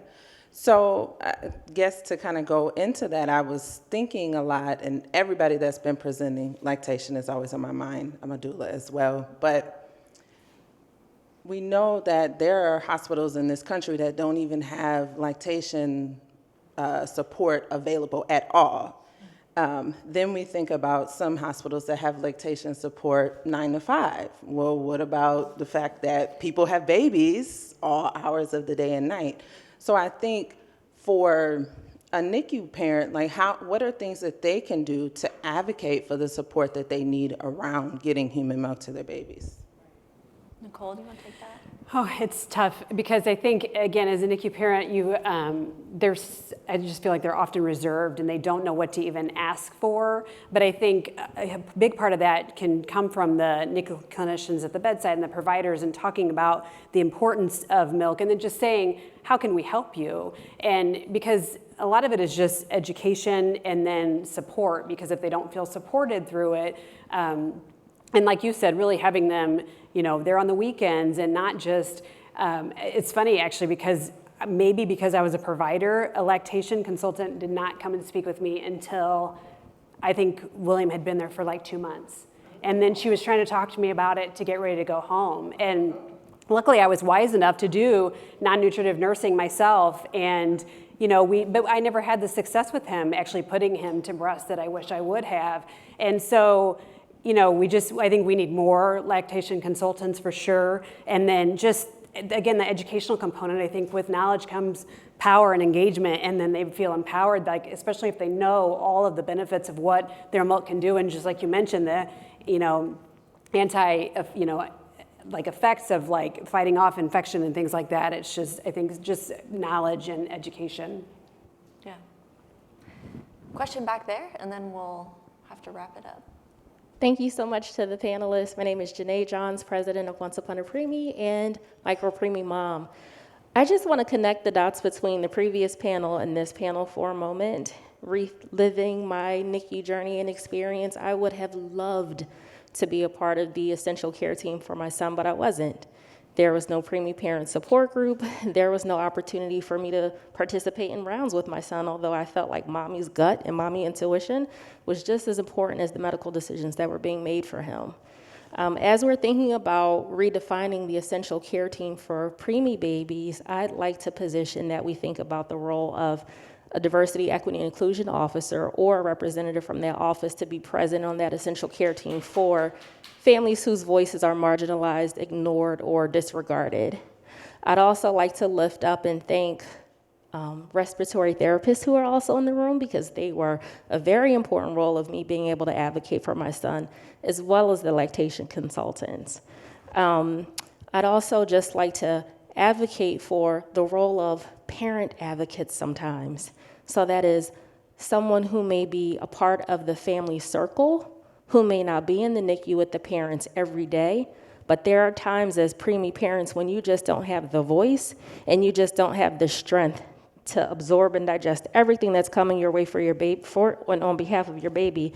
And it could be the sister, it could be the grandmother, it could be the very close friend who's there mentally and emotionally and morally supporting the parents who could also be an advocate in the essential care team for babies. So thank you so much for all of the work that you do and for caring for our most precious and prized possessions, as well as us preemie parents. Well, I feel like Janae wrapped up what I was going to say. So thank you, Janae. But absolutely, the OTs, the RTs, the lactation consultants, there are so many people who are part of the essential care team. So thank you, everybody, for all that you're doing. Thank you, Nicole and Wakako, for joining us today. And we're running a few minutes behind schedule, which is sort of to be expected with these type of events. But I do want to get to our next discussion, and after that, we will break for lunch. So thank you, Nicole and Wakako. Thank you so much. Thank you.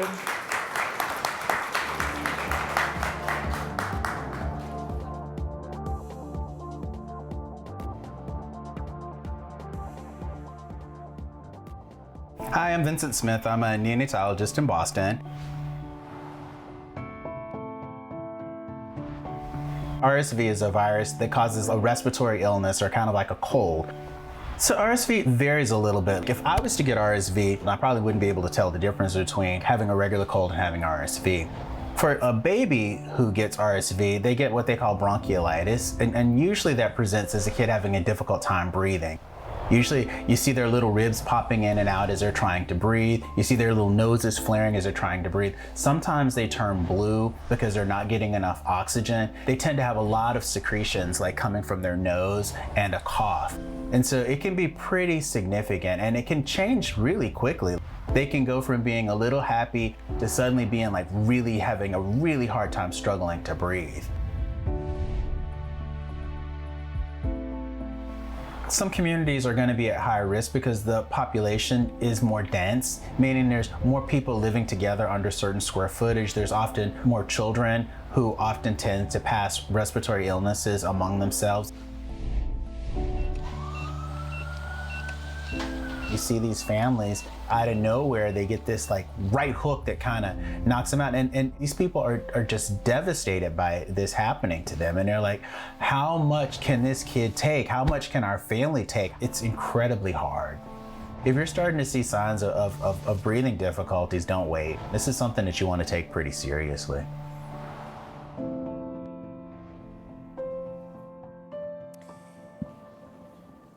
So that's a video that the Coalition produced last October for RSV Awareness Month.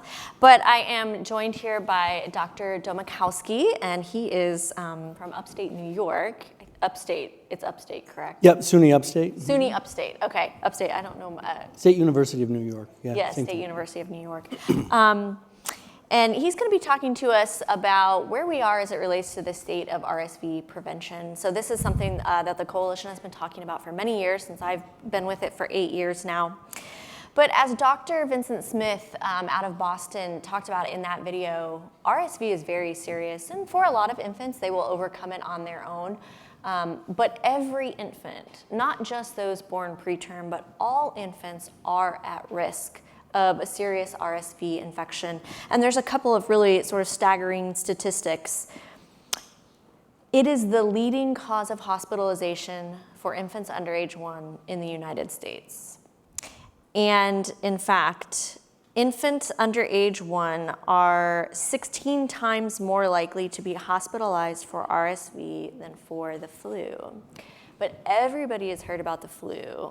Everybody has not heard about RSV, which is very interesting given those two statistics. But I want you to just kind of start out by telling us, what prevention options do we currently have to deal with RSV?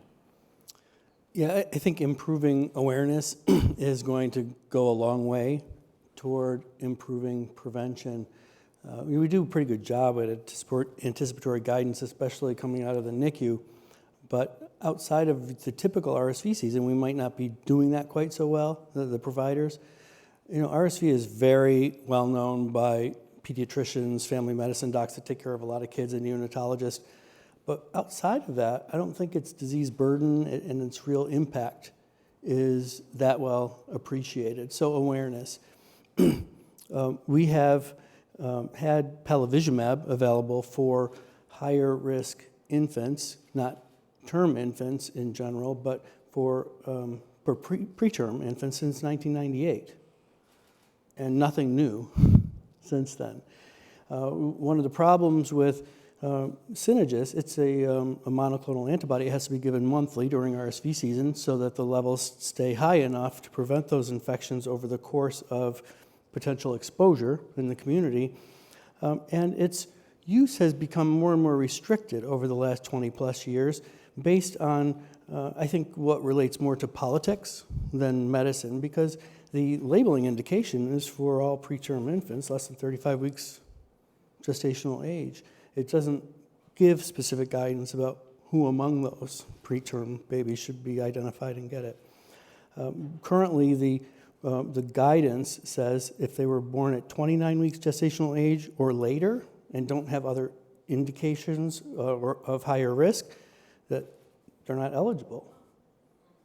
It's alarming, right? They were eligible for so many years and then suddenly it got taken away. We can talk more about that again in a bit. But the other non-pharmacologic methods that we have for RSV prevention are all fairly common sense things. New parents sometimes don't have a lot of common sense, at least initially, and they have to be reminded about simple things like hand washing and keeping the sick toddler away from the baby, or even using masks at home when someone's sick. If you need to really be convinced that masking, social distancing, frequent hand washing, all of those things have a high impact to prevent RSV, all you have to do is look at what happened in March of 2020.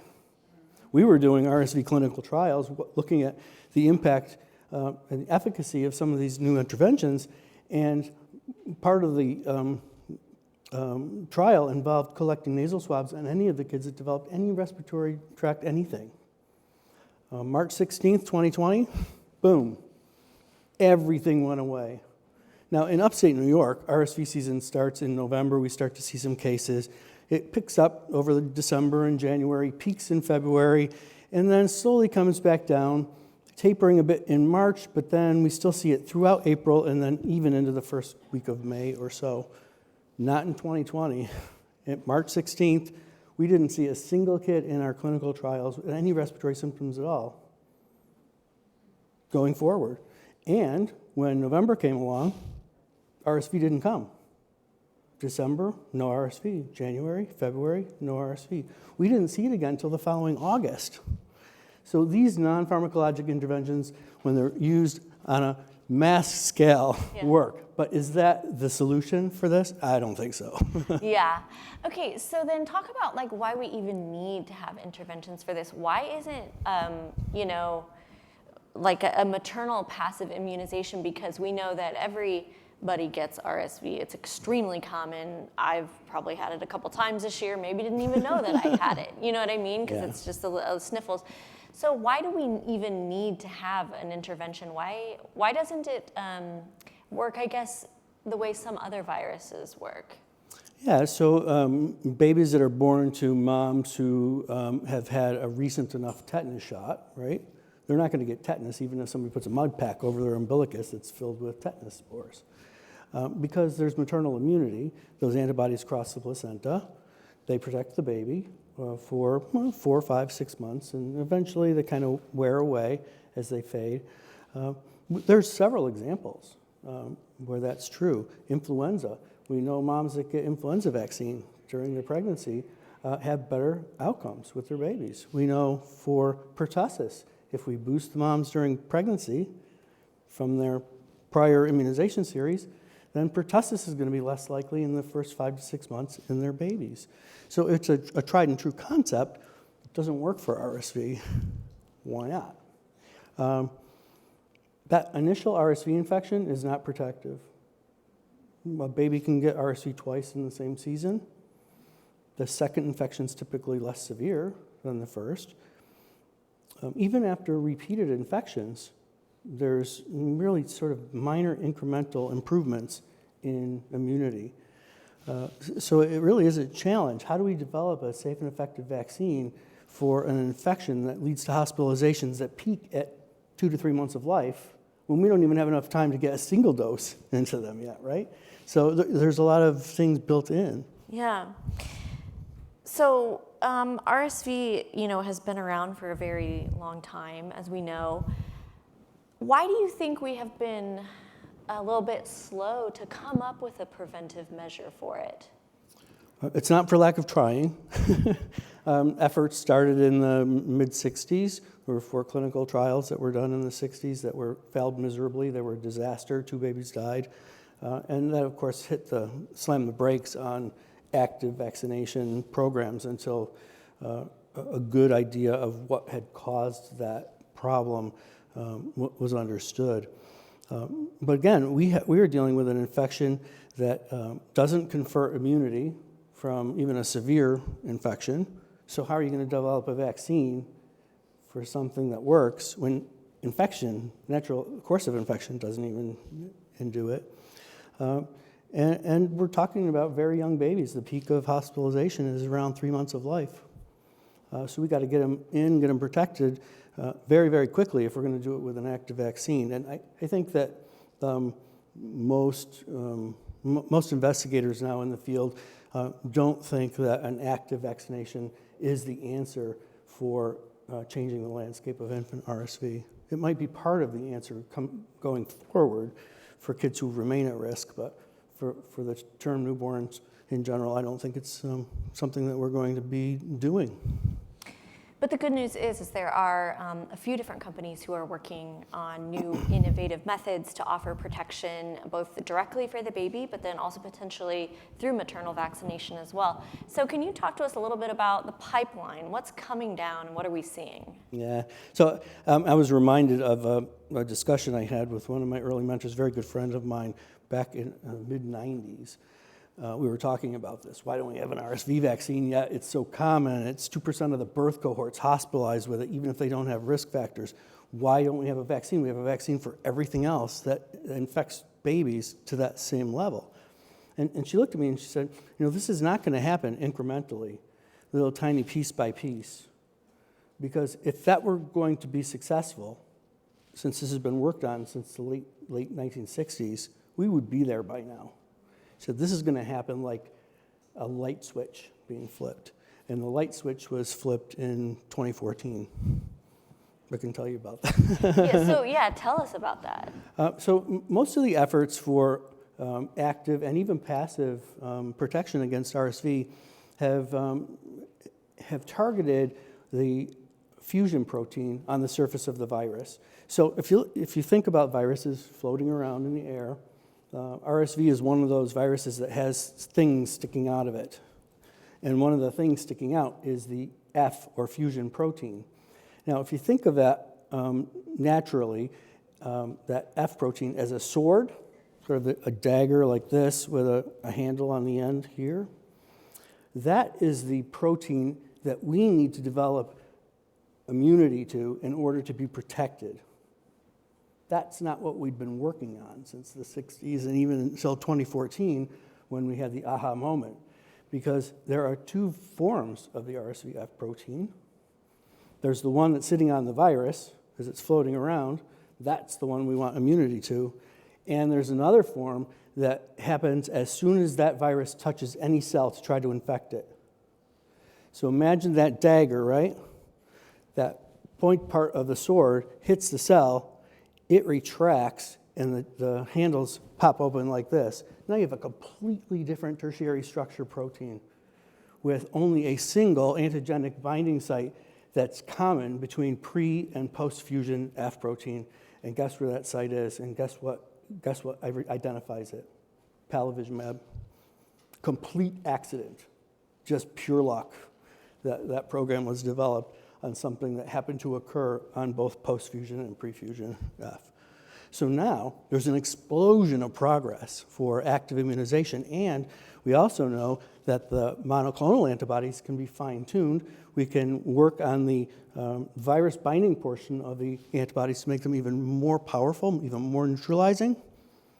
And then there's this other trick that was developed, changing the other side, the stem of the antibody. Antibodies are the stem and the Y coming up.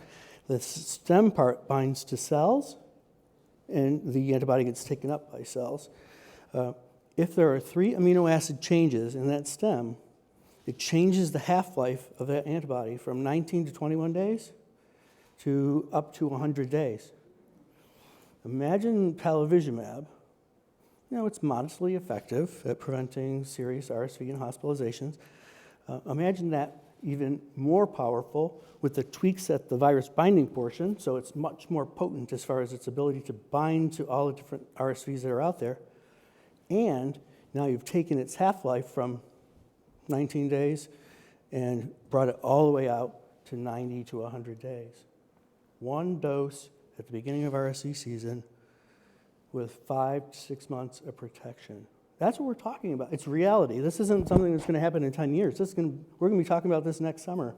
The FDA target date is June 23rd, 2023. So then talk to us a little bit about then the difference between, so this is not technically a vaccine, it is a monoclonal antibody, and that raises some other issues which I'll talk a little bit about, like how are we going to get coverage for it if in fact it is approved and it comes to market. So talk to us a little bit about the difference between a monoclonal antibody and a vaccine, and then just also a little bit about the maternal vaccine, which is also under development as well. So we'll go to the maternal vaccine first. The natural process would be a mom maybe being infected early on in her pregnancy so that her natural immunity is boosted. So she would get some bump in her neutralizing antibody.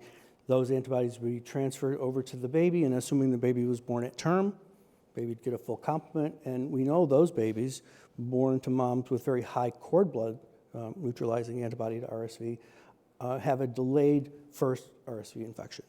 So that's out of Kenya. That's a nice birth cohort study. It was beautiful, and it was a proof of concept. So can we take a vaccine and give it to the mother, let's say a prefusion F vaccine, right? So you give it to mom, boost her immunity to the really juicy good stuff, really high titer antibodies, the best of the best type of protection. If the baby's born close to or at term, baby gets all of that, theoretically should be protected.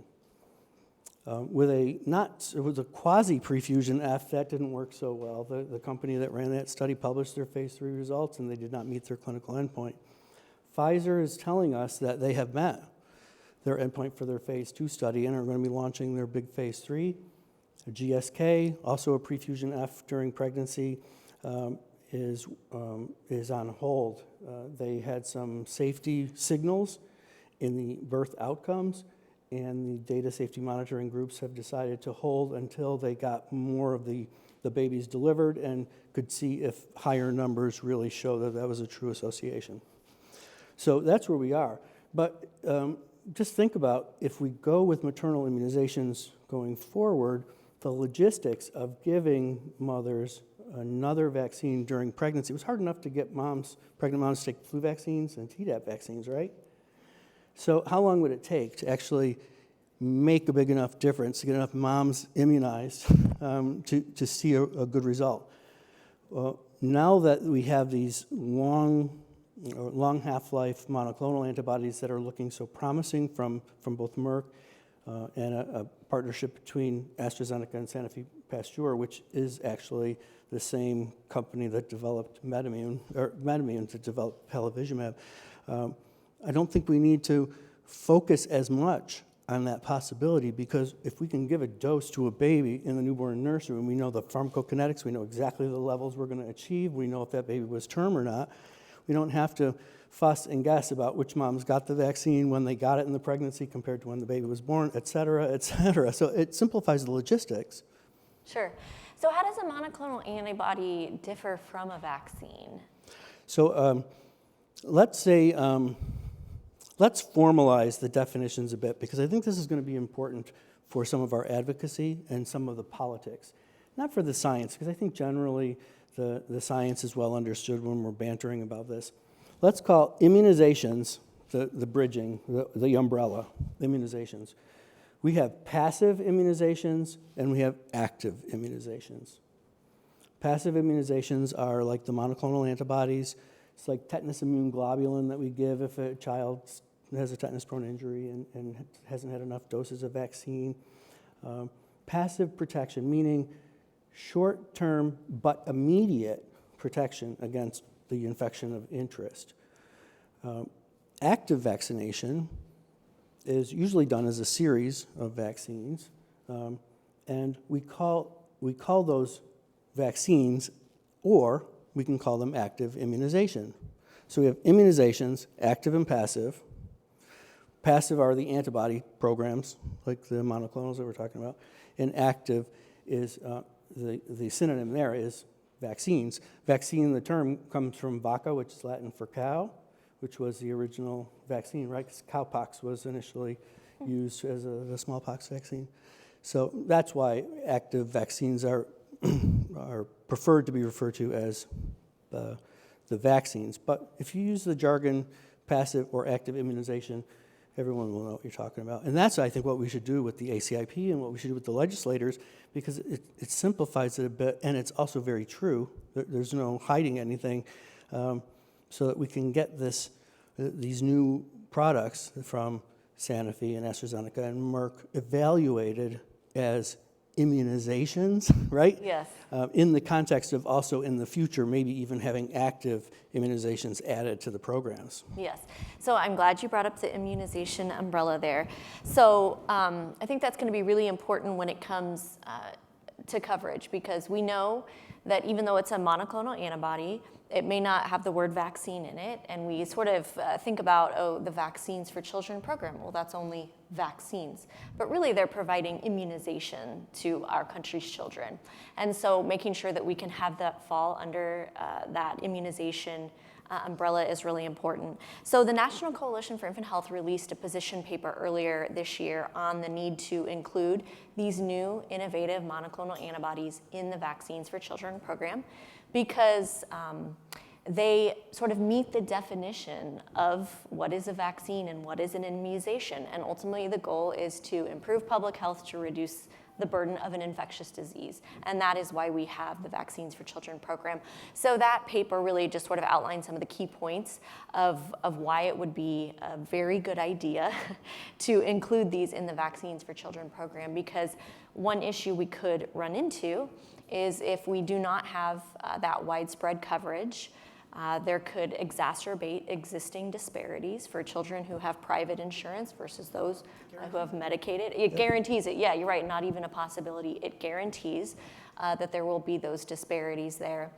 And that ultimately it will not aid in reducing the burden of RSV if we cannot get all infants protected against it. So I want to ask you, from a research and development standpoint, then, how important of a role does good coverage policies play as companies are thinking about what they're going to develop next and put in their pipeline? Yeah, so I think we learned a hard lesson with palivizumab about this, because the traditional manner in which a new vaccine is approved and then recommended for use in the US is first the FDA looks at all of the data, make sure it's safe and make sure it's effective, and then says yes or no. The FDA does not offer recommendations or guidance or guidelines on how to actually implement that. Instead, a parallel federal agency called the Advisory Committee on Immunization Practices also separately and independently reviews all of those data and makes their recommendation and their vote known to the CDC. So the CDC actually is the agency that develops guidance and recommendations for how new vaccines are to be used. That didn't happen with palivizumab because ACIP never got involved. So, related to your comment earlier, it was not considered an immunization in 1998, and ACIP declined, even though they were already recommending how rabies immune globulin should be used with rabies vaccine, and how botulism antitoxin would be given, which is a polyclonal antibody for people exposed to or infected with botulism. For reasons that are unclear, they decided not to jump in. And so the agency that made the first rounds of recommendations for palivizumab continued to make those recommendations going forward, and the members changed. And when some of the members that were able to advocate for broader use left the committee, others that had strong voices were heard more loudly, and the data actually weren't, in my opinion, weren't vetted the same way they would be from an ACIP review. So I think the ACIP has already agreed to review these new products under their umbrella, and the hope is when that vote happens, and that vote gets conveyed to the CDC, to Dr. Walensky, that there will be a parallel vote for including these new products under the entitlement program, Vaccines for Children. That would mean that there's no impact from when the administration changes one to the other. It's an entitlement, and it would mean that these products would be available at no charge to those who are underinsured or uninsured, who have not yet become 19 years of age in the U.S. So it's a big deal to add it, and it's a bit of a lift, but I think the lift of having the ACIP assigned to review it and having them agree to do so, I think that's a big chunk of it. And I think this next step, if it happens, it is a beautiful thing, and it's the right thing. Yeah, agree with that. And the coalition has developed an RSV awareness campaign that we've been working on heavily for the last year. And as part of that, we have also put together a parent advisory council, parent and caregiver advisory council of parents whose children were heavily impacted by RSV. And we have actually had them engage directly with the ACIP and submitting sort of like comments and letters, just simply talking to demonstrate the burden and the impact, and again, sort of that level of empathy that some people who have never experienced may not have.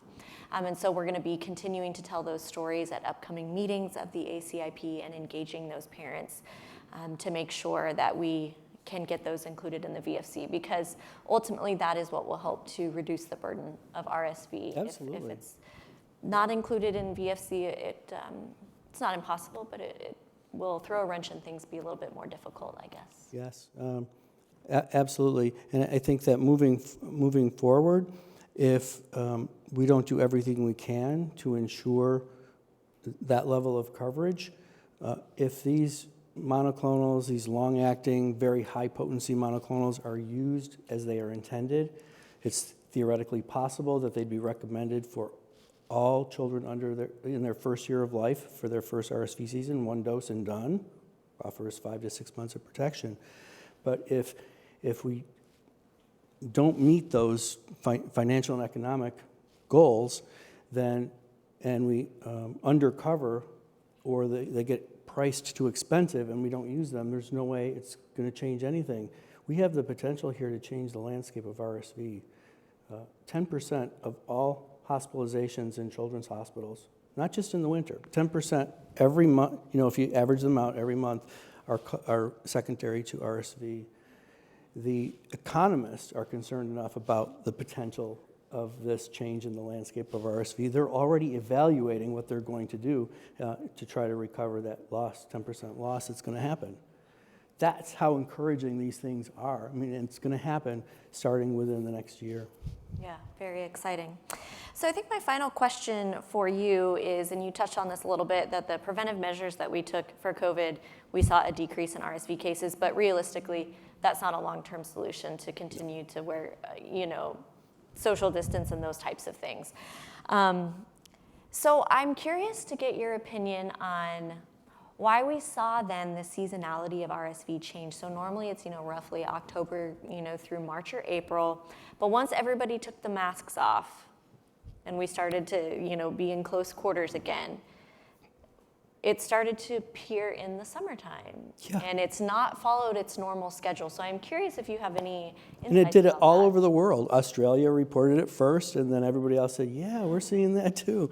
So I really believe that this has something to do with the fact that RSV is with us all the time, but there's environmental factors, climate factors, maybe my personal guess right now is changes in dew point, that allow transmission to occur more readily in those periods of time when RSV is much more common.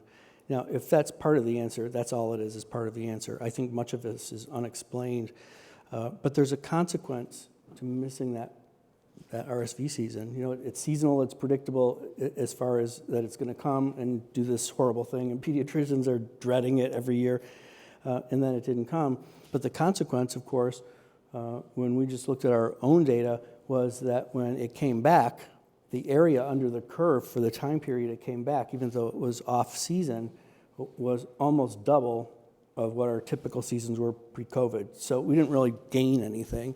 We just delayed those infections for another year for the kids that didn't get it in their first year of life.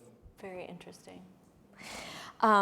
Well, we appreciate you coming and sharing this insight. It's definitely an exciting time to be working in the RSV space. A lot of advocacy we've been doing, so we're very hopeful, cautiously optimistic that these new monoclonal antibodies, will be able to be covered through the VFC, and we will be able to not have to see these infants suffer anymore, reduce those hospitalizations, which again, as the economists would love, to see this. It's a burden on the healthcare system from a financial perspective for sure. So thank you so much, Dr. Domachowski. And what I'm gonna do is we're gonna wrap up by showing a quick video. This is a family out of Chicago. Melanie and her husband and children were severely impacted by RSV, and I had a chance to go out there and talk to them several months ago, so this is a newer video from the coalition. We will watch that video, and then immediately after that, we'll break for lunch.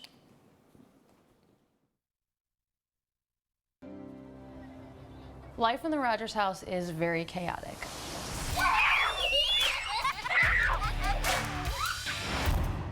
My name is Melanie, and this is my husband, Dan, and we live in the suburbs of Chicago with our 4 kids.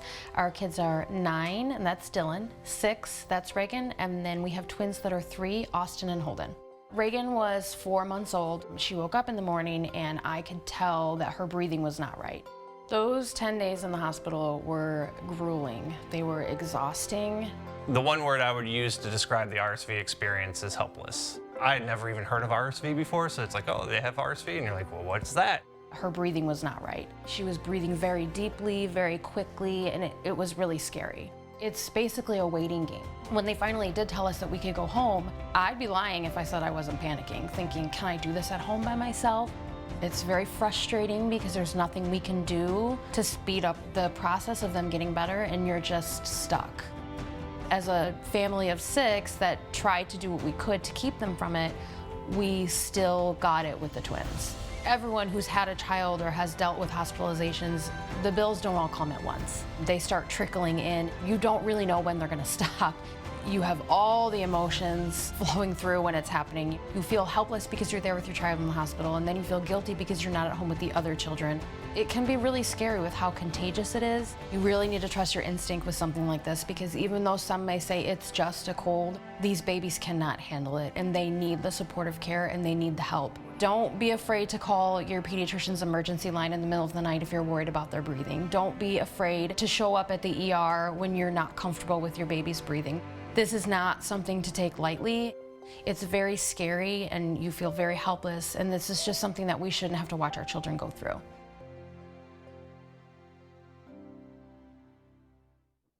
So we'll break for lunch now.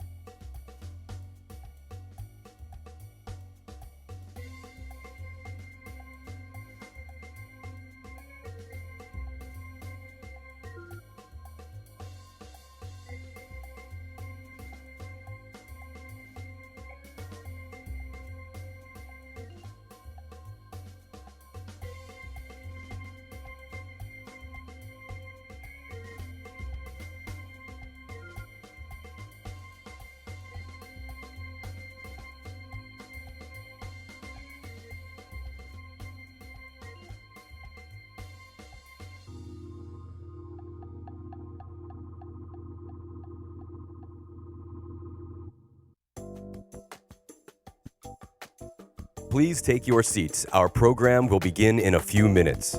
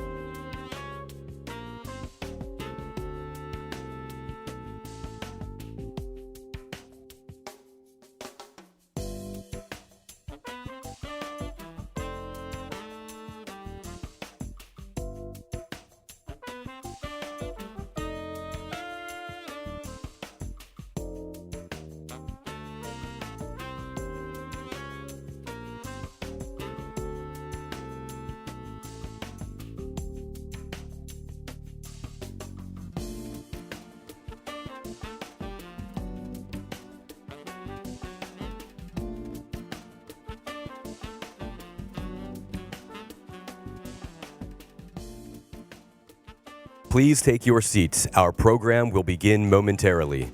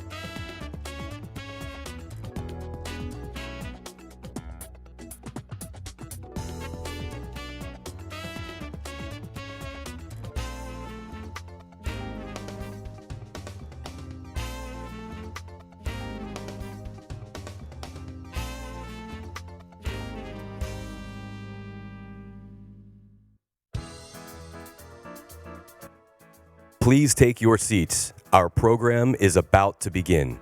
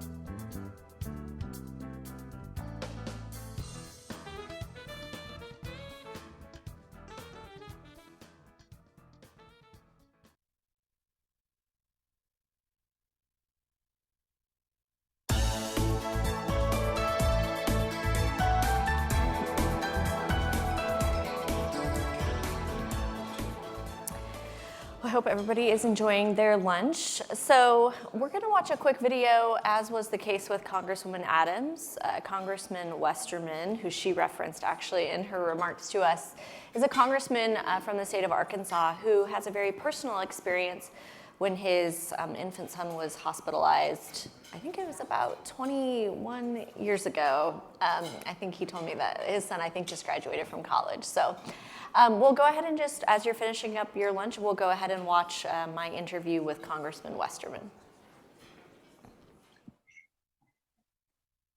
Thank you so much, Congressman Westerman, for joining us today and for sharing this very personal experience that you and your family had to deal with. Thank you, Susan. It's good to be with you today. So you've had the unfortunate experience, as have many parents who have had a child come down with RSV. And unfortunately, your situation was worse than some parents even face, in that your son was hospitalized. So I just kind of want to ask you a few questions. I guess I first want to start off is, if you had to describe the RSV experience using one or two words, what might those be? Probably use the words anxious and helpless. We were new parents.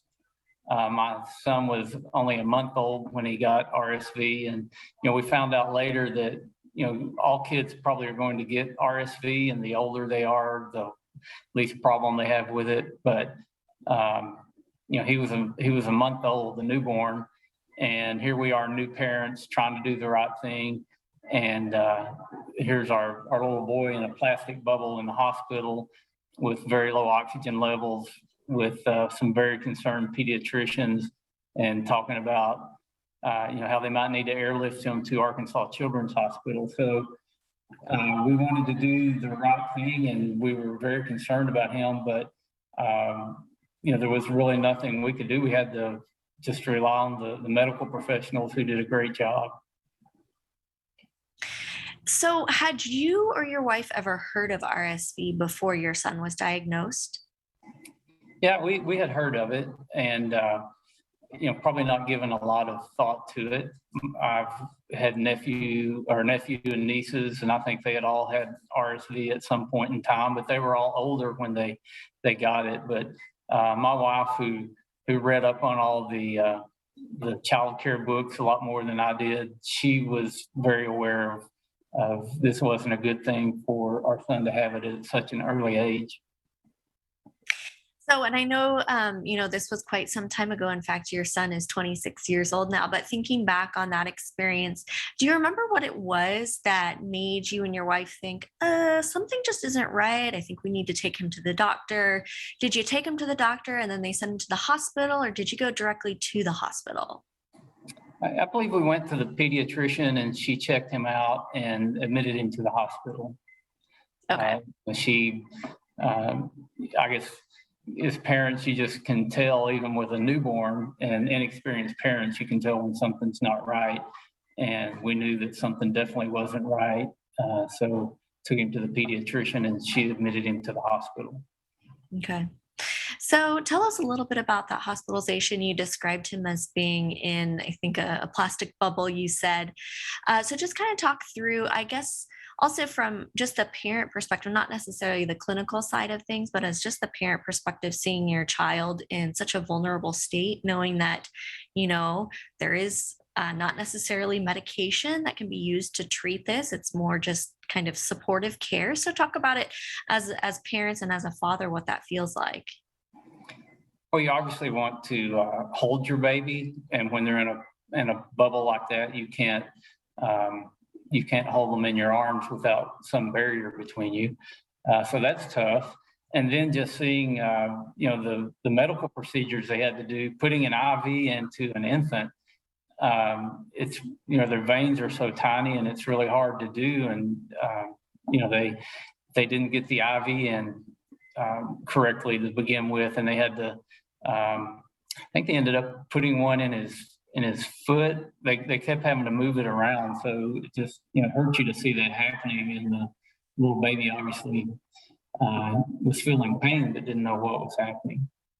Yeah. What would you say was the scariest part of the whole experience? I think when the pediatrician came in and told us that this was a severe case, and there's a possibility they would need to airlift him to Arkansas Children's Hospital. And then she also told us there was an experimental drug on the market that she couldn't guarantee that would work, but she thought she needed to give him those treatments. And then she told us, and I'm just letting you know your insurance doesn't cover this. And I think at the time she said it was $5,000 per dose, and she was recommending that he needed like 5 doses of it. So in 1995, as young parents, a $25,000 bill that wasn't going to be covered by insurance is a pretty staggering thought when you think about it. But when it's your child there, she could have told me it was $50,000 a dose and he needed 10. And you're going to say, okay, do what you think he needs to get better. So, it was a lot of money, but money becomes secondary when you're looking at your child's life on the line. Yeah, right. What do you think that you wish you and your wife had maybe known before your son was diagnosed with RSV? Yeah, I don't know that there's anything that I wish we had known. My wife was very cautious about taking him out when he was just an infant. And probably we've got 4 children, and I'd say she was still more cautious with the first one than the 3 that came after him. So it's not like we were doing things to expose him. He was born in November, so you're in the wintertime. And, I guess the RSV is probably more prevalent then. But I can't say that, I wish we hadn't have done this, or I wish we had known this, because I think we were being cautious as parents. But as you know, these viruses, they somehow get through the precautions that you try to put in place. Yes, RSV is definitely ubiquitous. They say almost all children will have an RSV infection by the time they're 2 years old. So you're a policymaker and you have a captive audience here today. So what role do you see policymakers playing in trying to reduce the burden of RSV, both on the infant themselves, on the healthcare system, and then we know that burden that families feel, whether it be financial, and you talked about that, but also the emotional burden of having a child hospitalized with RSV. What do you think the role is policymakers can play? Well, one of the things where I think policy and government fit into healthcare is in research. And, I'm a huge proponent of federally backed research. It's proven to save money and save lives in the long run. So anytime we can fund more research to find those cures, I think that was called ribavirin, if I'm not mistaken, which is probably common now. It was pretty new back when they gave it to my son. But I'm just thankful that somebody had funded research and somebody had done the research, and that drug was available when the pediatrician said that he needed it. So I see government's role more in helping with research, and we need to speed the process up on getting new drugs to the market. And we've got to be cautious with, with all the trials and the tests. But we saw with the coronavirus how fast vaccines could be put on the market. Now, are they totally effective? No, people are still getting getting COVID after having multiple shots, but from everything I've seen, people who have been vaccinated are surviving those later bouts a lot better. And it's truly amazing how fast that vaccine was developed, and it just shows the potential we have when we really focus on those areas. Absolutely, absolutely. Well, Congressman, I really appreciate you sharing your story with us today. We have a room full of advocates, we have some policymakers, we've got health officials, all sorts of people with us today. And one of the things that the coalition has been focusing on for the last several years is RSV. And we have kind of really put the pedal to the metal, as you might say, this year, as we have potential new therapies that are coming down the pike, that are in development, that could offer protection. No guarantees at this point, but could offer protection to infants. So we look forward to working with policymakers like yourselves to ensuring that when new medications and therapies come to market, patients ultimately can access them, so they don't run into those barriers that, you talked about the $5,000 a bill, for those shots for your son, but ensuring that every family, regardless of their financial means, would be able to protect their child. So thank you, Congressman Westerman, for being here with us today. Well, thank you, Susan. I'll just add that my son, he went on and was a National Merit Scholar and graduated from Yale University with a chemical engineering and a classic civilizations degree. So he came through his RSV just fine. And I'd also say that you asked about emotional support. We had a very close church family that was there for us, plus our immediate family. And it's important to have support during those times. So I can't stress that enough, how people were surrounding us and meeting the needs that we had while we were focusing on our child, even though we felt helpless there. So thank you for the work that you all are doing. And I'm glad I got a chance to share with you. Great. Thank you so much. Yeah.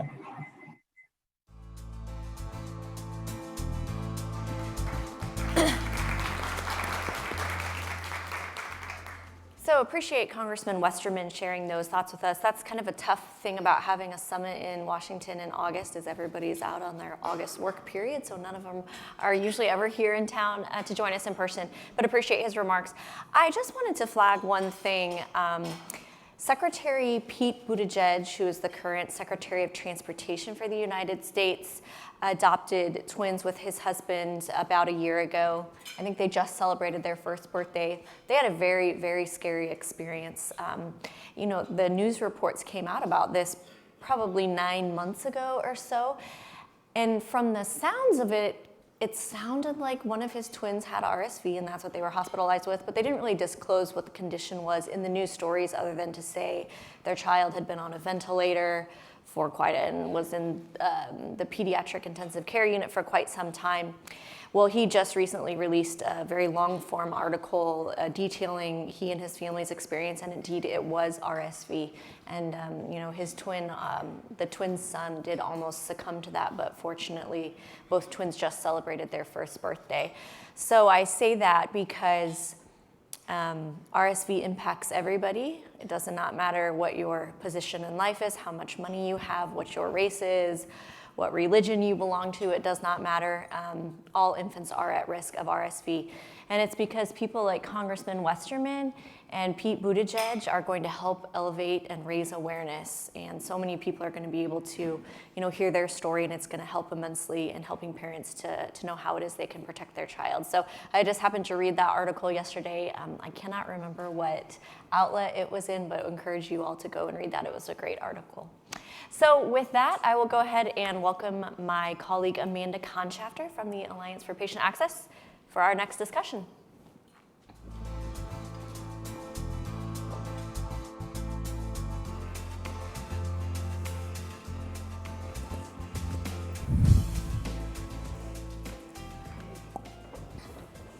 Good afternoon. I'm Amanda Conshafter, Communications Director for the Alliance for Patient Access, which is a longtime partner of the National Coalition for Infant Health. And I'm excited to be here today to talk about quality and safety of donor human milk. And I have two experts here to discuss the issue with me. So to my immediate left, we have Dr. Sandra Sullivan from the University of Florida's Department of Pediatrics, Division of Neonatology. And we also have Liesl Sheehan from Prolacta Bioscience. Now, you'll notice your program tells you that Allie Fuller will be participating in this panel. Allie unfortunately wasn't feeling well today, but we're delighted to have her colleague Liesl here to have the conversation with us. So with that, we'll dive right in. It's been a big year for infant nutrition in the news. So we've all obviously seen headlines about infant formula and some of the challenges there. And then just recently, the American Academy of Pediatrics came out, as I'm sure many of you saw, and acknowledged the value of breast milk for infants, not just in the first year of life, but for the first 2 years of life, and encouraged nursing mothers to continue breastfeeding for the duration of those 2 years. So this conversation today feels very timely. And I'm excited to hear from the two of you. So let's start with a little bit of level setting if we can. So Dr. Sullivan, I may start with you. When we say donor human milk, what are we talking about here? Who's donating, who's receiving, who's benefiting, and how does the process work? We could talk a long time about that, so I'll keep it short. I think you actually have to really be very specific. When we are talking today, we're talking about donor human milk that has been given, provided to milk banks or processing centers from mothers who have excess. And then it is processed and distributed primarily to hospitals, sometimes to outpatients. But when you say donor human milk, sometimes that can mean fresh donor milk, milk sharing. There are lots of ways that milk exchanges hands in the world. What we're talking about is ensuring safety of that donor human milk. So we're talking about bioburden reduced milk that is screened and processed and then distributed to primarily hospitals. Again, maybe to outpatients in some settings, but it's the people who are donating are generally mothers who delivered term babies, and those babies are now 3 to 6 months old, generally speaking. And they find they have excess milk for whatever reason, and so they contact a milk bank. They go through a screening process similar to blood donation, but it's a little bit different because when you donate blood, you're right there in person and everyone knows it came from you. When you're donating milk, you thankfully don't have to go to a milk donation center and pump right there, right? That would be ridiculous. So, but there is, so then you, as an industry, sort of lose a bit of security there, knowing where that milk came from, right? You have to trust that that milk came from whoever sent it to you. So that's why we're talking about ensuring safety. Is there, maybe we're doing perfectly well, but there may be ways that we can do a little bit better. And then the majority of the milk is going to hospitals, to the neonatal intensive care unit babies. Some to other parts of the hospital, some to outpatients or babies or children, young children with significant gastrointestinal disorders or rare conditions. But the vast majority is going to neonatal intensive care units. And to those babies, even in the neonatal intensive care unit, it's primarily going to the smaller, more fragile infants. So those who weigh less than 2 to 3 pounds, depending on the hospital administration's delineation of where they cut off. And so the challenge there is that moms maybe want to breastfeed, but cannot in the quantities that the baby needs. Talk to us a little bit about kind of who's on the receiving end, what some of the challenges are there. Sure. So on the receiving end, the direct recipient is this little tiny human, right, who we obsess over every milliliter and every microgram and everything that goes into them, right? So that's the ultimate recipient for most of us, and who I think should be the bar for which we set safety. We want to make sure it's safe enough for them. And then anyone who is more mature or more able to handle different variations, great, that's wonderful, but the bar should be set for those extremely fragile, tiny humans. Most of the time in the NICU, there are, depending on the size of your NICU, there are a couple of moms who can produce a lot of milk and probably could provide the milk for all the babies in the unit if you had your own internal milk processing unit. But the vast majority of moms in the NICU, for whatever reason, whether it's part of why they were delivered early, if it was a maternal complication, a maternal illness that went along that goes with not being able to produce enough milk, or it's just, I think, as we've heard a lot about, the environment of the NICU is not ideal for anyone. I say we all leave the NICU like this. The doctors, the babies, the nurses, everyone leaves like this. It's not ideal. There's a lot of stress involved, and whether they have to go back to work or whether they just don't want to pump in a unit with 25 other people staring at them, or whatever the case is, there are some moms who try as hard as they can and do everything exactly like they're supposed to, and they power pump, and they get up in the middle of the night, and they do all of the things, and they drink water, and they eat, and they sleep. I don't know how they do it all, but they do, and they still can never provide the amount of milk that the baby needs. And then there are some moms who just don't, but because the risks of not getting human milk to some of the babies, I mean, the American Academy of Pediatrics says all babies should be exclusively breast milk fed for 6 months, right? And so these are the tiniest humans, and we need to feed them something. And we know that breast milk is important for all babies. We have lots of literature that says breast milk is extremely important in these babies and life-saving for most of them. And so we have to feed them something while we're helping the moms try to figure out, or those moms who have contraindications and just cannot provide breast milk. It's too important for these babies to have human milk. So donor milk is becoming more and more available, and pretty much standard care for certain gestational ages and birth weights, I would say, across the country. And then trying to expand it more, but based on balancing cost and supply and old habits. Sure, be difficult. sure. So, Liesl, when this process works well, it sounds like you have the moms with an oversupply, you have the young, fragile infants who need this milk, they're getting it, everything works out well. But I suspect there are some challenges that arise. There are some risks sort of inherent in this process. I wonder if you might talk us through that. Yeah, absolutely.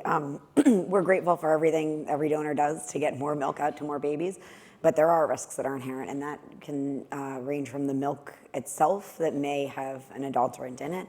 It can range from unclean breast pump pieces. It can range all the way to the manufacturing or pasteurization process and the delivery to the baby themselves. So when a mom pumps, she could have a virus that she's unaware of or seroconverted. There could be bacteria because the breast pump is maybe just not quite cleaned enough. Totally an innocent thing. I've certainly been there myself. Or it could be bacteria. She could have been exposed, for example, to nicotine, secondhand smoke, and then the nicotine ends up in the breast milk. So the pasteurization process can be highly effective in addressing that issue, but the pasteurization process in and of itself brings risks as well. So bacteria can develop through pasteurization. I think we learned that the hard way this year with the infant formula crisis. We saw bacteria pop up there, and even though that's powdered, there's plenty of, unfortunately, fatal bacteria that can emerge from in the waterborne pasteurization process. So we need to make sure that we're addressing risk there, and then all the way through mixing the donor milk and giving it to the infant. So there's, unfortunately, risk that exists, certainly risk that is manageable with proper oversight. So thinking about these risks, Dr. Sullivan, what does it look like for the infant? I mean, you were talking about how small, how fragile some of these infants are. If some of these contaminants do get through unnoticed, how does that impact the baby? I think there are lots of ways you could look at this. For the general 2-month-old who was born at term and is healthy and is adopted and the adoptive mother is providing donor milk, I think the ability to that baby to accept some impurities or unintended exposures to infections is much better than when we're talking about a 1-pound baby whose skin is not even a barrier to the world, right? Every time we touch a baby, we risk that baby getting infected from our touch after we've cleaned, after we've done. So anything can cause problems. The vast majority, a room full of at least half full of lactation consultants like myself know how important breast milk is, right? So for me to say, oh gosh, if there's any risk in breast milk, it's the risk of not getting breast milk. But many women can choose for themselves what kind of risks they're going to give to their babies. This is not that, right? I as a physician, and Dr. Walker out there is the other neonatologist, we have to trust that this milk is as safe as it can be for these very fragile humans.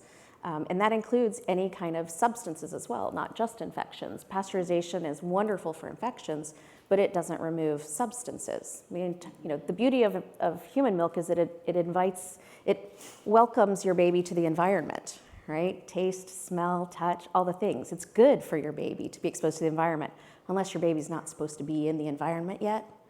It's supposed to still be sheltered, right? So we have to be careful. So knowing what's in that milk, or more importantly, knowing what's not in that milk, and knowing that there isn't THC. Would I say to a mother, I'm not going to use your milk? Some people do. Maybe I'll use a different one, nicotine. Would I say to a mother who uses nicotine, your baby's born at 23 weeks, it's so important they get breast milk, and your milk has so much in it, it's great, but you have nicotine, so we're not going to use it.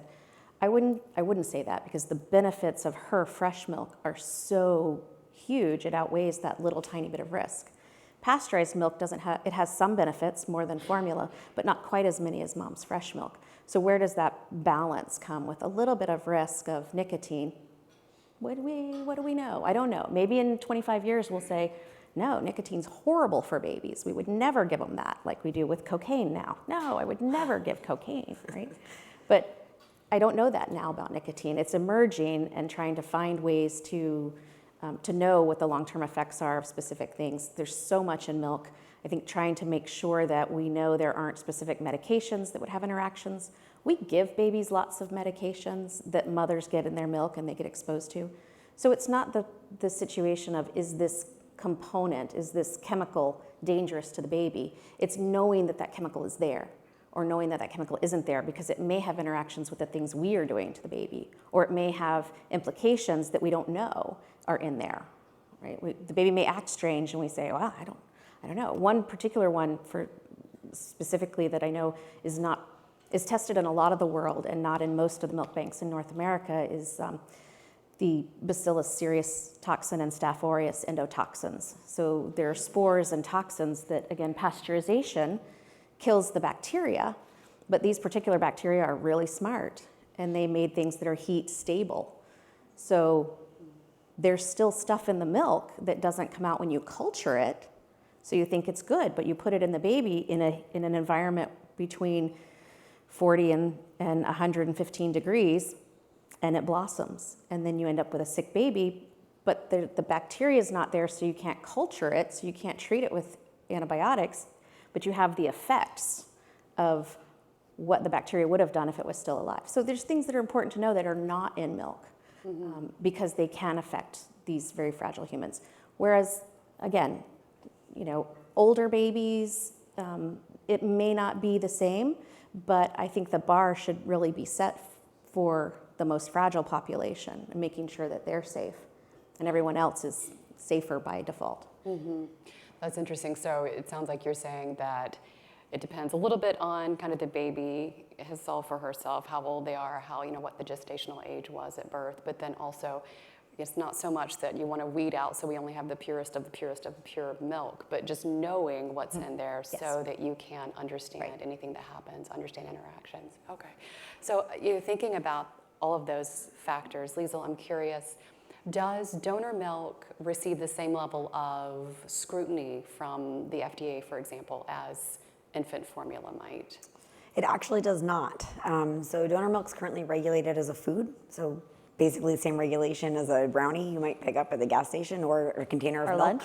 Or lunch, yep. But a container of milk that you're gonna pick up at the grocery store or the gas station actually has to meet the pasteurized milk ordinance in addition to the food regulations. Donor human milk doesn't even have to meet a pasteurized milk ordinance. So we feel like, we need a little bit of extra scrutiny to make sure that we're addressing the risks. The place where we've looked is exempt infant formula, which can really, I know, be kind of scary to think of calling breast milk infant formula, but it addresses the fact that it's a human tissue and gives the FDA the ability to determine how do we make sure that we're feeding a high quality product to infants. But the other side of it is that opens up access and makes sure that we're getting more donor milk out there, because right now there's a lot of hesitancy to cover donor milk. So for example, the WIC removed coverage of donor milk back in 2000 due to risks in donor milk and lack of regulation and safety standards. They've now put it back in place. Think of how many infants could have access to donor milk if their regulations are in place and WIC could cover it. Insurers, Medicaid, they feel the same way. So making sure that the right level of scrutiny is there can not only help make sure we have the right, safest, best milk out there for infants, but really increase who has access to it. Yeah, when my kids want to get the brownies at the gas station, I say no. So that's interesting. So it's interesting that you mentioned WIC and then the idea that actually not having enough regulation is creating access barriers, essentially, right, for a lot of families and a lot of young children. Yeah. WIC is the largest formula distributor in our country. Right, yeah. Interesting. So I wonder then, it seems like the movement then is toward more regulation. I'm curious, Dr. Sullivan, maybe you can address this for us. Where has this gone on the policy level? I think state and then also federal policymakers have sort of had their eye on this issue, but just curious to know what progress have we seen and what comes next? Yes. I will start because I have a fun story, which I will run out of time, so anybody who wants to hear more, let me know. But Liesel's definitely the policy expert. So last year in Florida, where I hail, the legislature had a donor milk bill that didn't pass. It's been years of trying to pass this donor milk bill.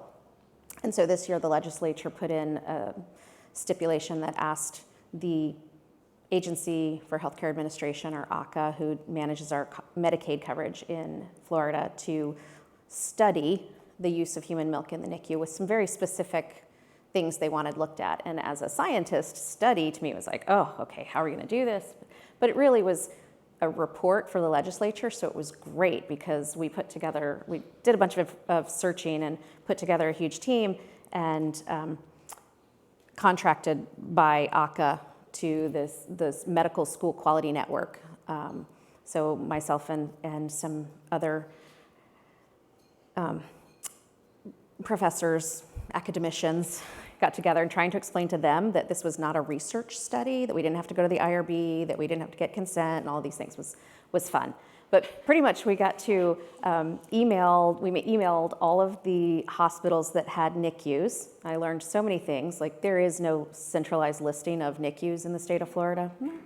Shocking. Learned a lot of things.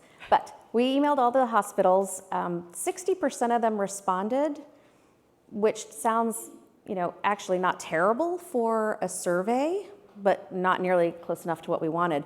But those 60% who responded represented 82% of the NICU beds in Florida, so we decided that was pretty good. It included pretty much all of the big centers, and so the people who didn't respond were really the smaller level 2s who were outside the range of using donor milk for the most part. So we kind of assumed they would not have had a lot to add to the study. And we got to say, you must answer this because AHCA says so. And so they did. It's a great way to get information. So in doing that, we were able to look at how donor milk is used. And it was illuminating because it is just variable. There's so much variation in who it gets used for, when it gets used, for how long, when they come off, how they come off, which fortifiers are used for the tiny babies, just so many things. And the couple of centers that did not use it, there were 5 small level 2 centers that said they don't use it because they just don't have enough of those patients, and 1 big center that said we don't use it because we can't afford it. And so then looking at the map in Florida, you could see there were over 50% of the counties in Florida who don't have a hospital that would be able to meet the needs of the infants. They would have to be transferred to somewhere else. And so by just sheer geography, where you live, where you're born, could dictate whether you got donor milk or not with the same, just if you were born here, you would get it, but if you were born here, you didn't. And that's not fair to the babies, right? That seems wrong. So it was very helpful we turned in the report, and that was used to help shape the donor milk bill that was filed this past year. I don't know which session it is. Yep. It was filed, and it did not reflect the work that the work group had done when I read the bill. And I looked it up, because I was invested in following it. It's a real hook. So I looked it up and followed it and said, oh, it doesn't say anything about, this is completely opposite of what we just spent 4 months, and I spent 30 hours a day, you know the feeling, working on. So I emailed my representative and senator and said, we need to talk. We need to talk about this, because this must change. This can't go through this way. So we worked with both collaborators, the academicians, all things. So we ended up being able to shape the policy more to reflect what the work group found in Florida, and it passed unanimously through every committee. So Florida is, and Washington, thank you, Florida and Washington in the same day, or the same week, both had bills that were very similar that signed into law provision of donor milk for Medicaid for certain populations, and I worked with the doctors up in Washington for that too. We're currently working in Ohio to assist. There's some legislation going on in Ohio, and I'm trying to be helpful there as well. And then we do have some national legislation called the Donor Milk Safety Act, introduced by Congresswoman DeLauro, which essentially is what we did in Florida. It's basically just setting standards. And right now, each state has a separate set of standards. So New York has their own licensing and things that need to be done for a milk bank to work in that state. Florida is set by the Department of Health. Somebody else is set by a different Department of Health. So we have 51 different, if we had legislation in every state, it would be 51 different pieces of guidelines that would have to be followed. And this would be a national blanket that would make it much easier to access milk in all states, and provide uniform regulations or guidelines or standardized minimum safety standards for all the milk that's provided in the US. And there are lots of milk banks and milk processing centers in the country, and there's a lot of emotion attached to it. But there are certainly better ways of doing things and less better ways of doing things. It's all human milk, so when you really get down to it, how can any of it be bad? But we're not saying any of it's bad, just saying that it maybe could be better, and it at least should be uniform. And I think it should at least meet, as an alternative to mother's own milk, it should at least meet the safety standards that our infant formula makers have to follow, right? Because it's still an alternative to mother's milk. And so I think our babies deserve at least that much. Liesl, anything you would add to that? No, I think that's great. I mean, we have seen many states, actually over half a dozen in the last couple of years, that have passed donor milk and donor milk derivative reimbursement for both commercial coverage and for Medicaid, which is tremendous progress.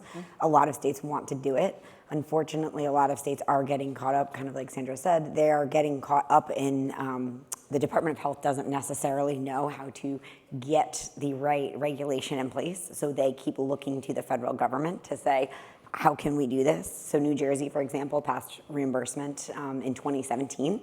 They're trying to get this out there. They wanted reimbursement during when the formula crisis started, and they still want it. They keep asking the federal government to help them because they can't figure out how to put the guidelines out internally. So that's 5 years where babies weren't able to have access to donor milk because the Department of Health couldn't figure out how to do it and needed help. So, it's important to make sure that we're getting these right guidelines in place, that the FDA is stepping up and doing their part, and that's going to help babies everywhere. Well, let me ask this, and then we'll take some questions from the audience.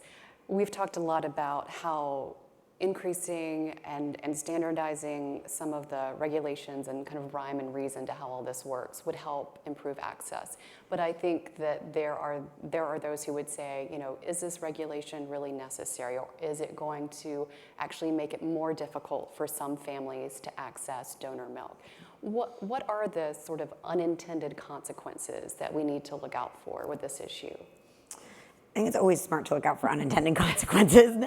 Certainly not something we want to have here, but something we're on high alert for. We are trying to make sure that the federal government does look at this holistically. So can they address coverage as they address regulation? Can they provide support to milk banks and donor milk providers to make sure that they can meet any of the regulations that may be in place? And certainly we think something like working under exempt infant formula gives flexibility to the FDA to make sure that we are not bumping up against unintended consequences and not accidentally cutting off any access, that we're doing the opposite. But that's also why we want everybody at the table working on this to make sure that we get it right and we don't run into unintended consequences, that we just get more milk out there, safe milk out there, and help more babies. Yeah. And I think still it's amazing to me at how many people don't know that this is a possibility. Right. So just the awareness of talking about it and talking to people. I still meet residents and other physicians, attending physicians in the hospital, and say, what about donor milk? And they look at me like, what's that? Okay. So I think just awareness is one part of it, and then also awareness about regulations. So a lot of people that I've talked with who we all think we know what's going on. I didn't know what I didn't know until I spent a summer researching every continental guideline for safety, right? I had them spread all over my living room from Europe and Australia and North America, and it was, it was astounding to see what's out there and compare them. And I think that just awareness of this is the first and necessary step, and hopefully we can move this through quickly, especially in light of the infant formula shortages and issues that were related to safety causing the shortages. Hopefully this is a great time, but even if not, it at least is getting some awareness out there so that people can start thinking about it and talking about it and having hard conversations with people. No, it's a great point, the awareness factor. There's so much energy put into the do you nurse, do you not nurse debate that I don't think there's a lot of conversation about donor milk and the role that it can play. So. And because it's been very hard to get, because it's not reimbursed. Right. So hospitals are paying for it, or patients or parents are paying for it out of pocket at home. Mm-hmm. And so if there's a way to get it reimbursed, and the people who are paying for it want regulations to be able to reimburse it, I mean, really, it's boggled me why this is a difficult issue. I know it is. I know there are nuances that I don't understand, but I feel like step 1, regulate it. Step 2, pay for it. Step 3, everybody gets it. All right, any questions from the audience? Deb, I see your hand up. I think Lauren has a mic for you. What do you think this will have an effect on with the milk sharing moms? The ones that are putting it out on Craigslist and all that, do you think that will wipe it out, this regulation? I'm going to speculate and say, no, there's always a fraction that are going to. And as a pediatrician and as a lactation consultant, I cannot encourage or condone the sharing of milk, but as a person who understands the benefits of human milk, I would rather feed my baby.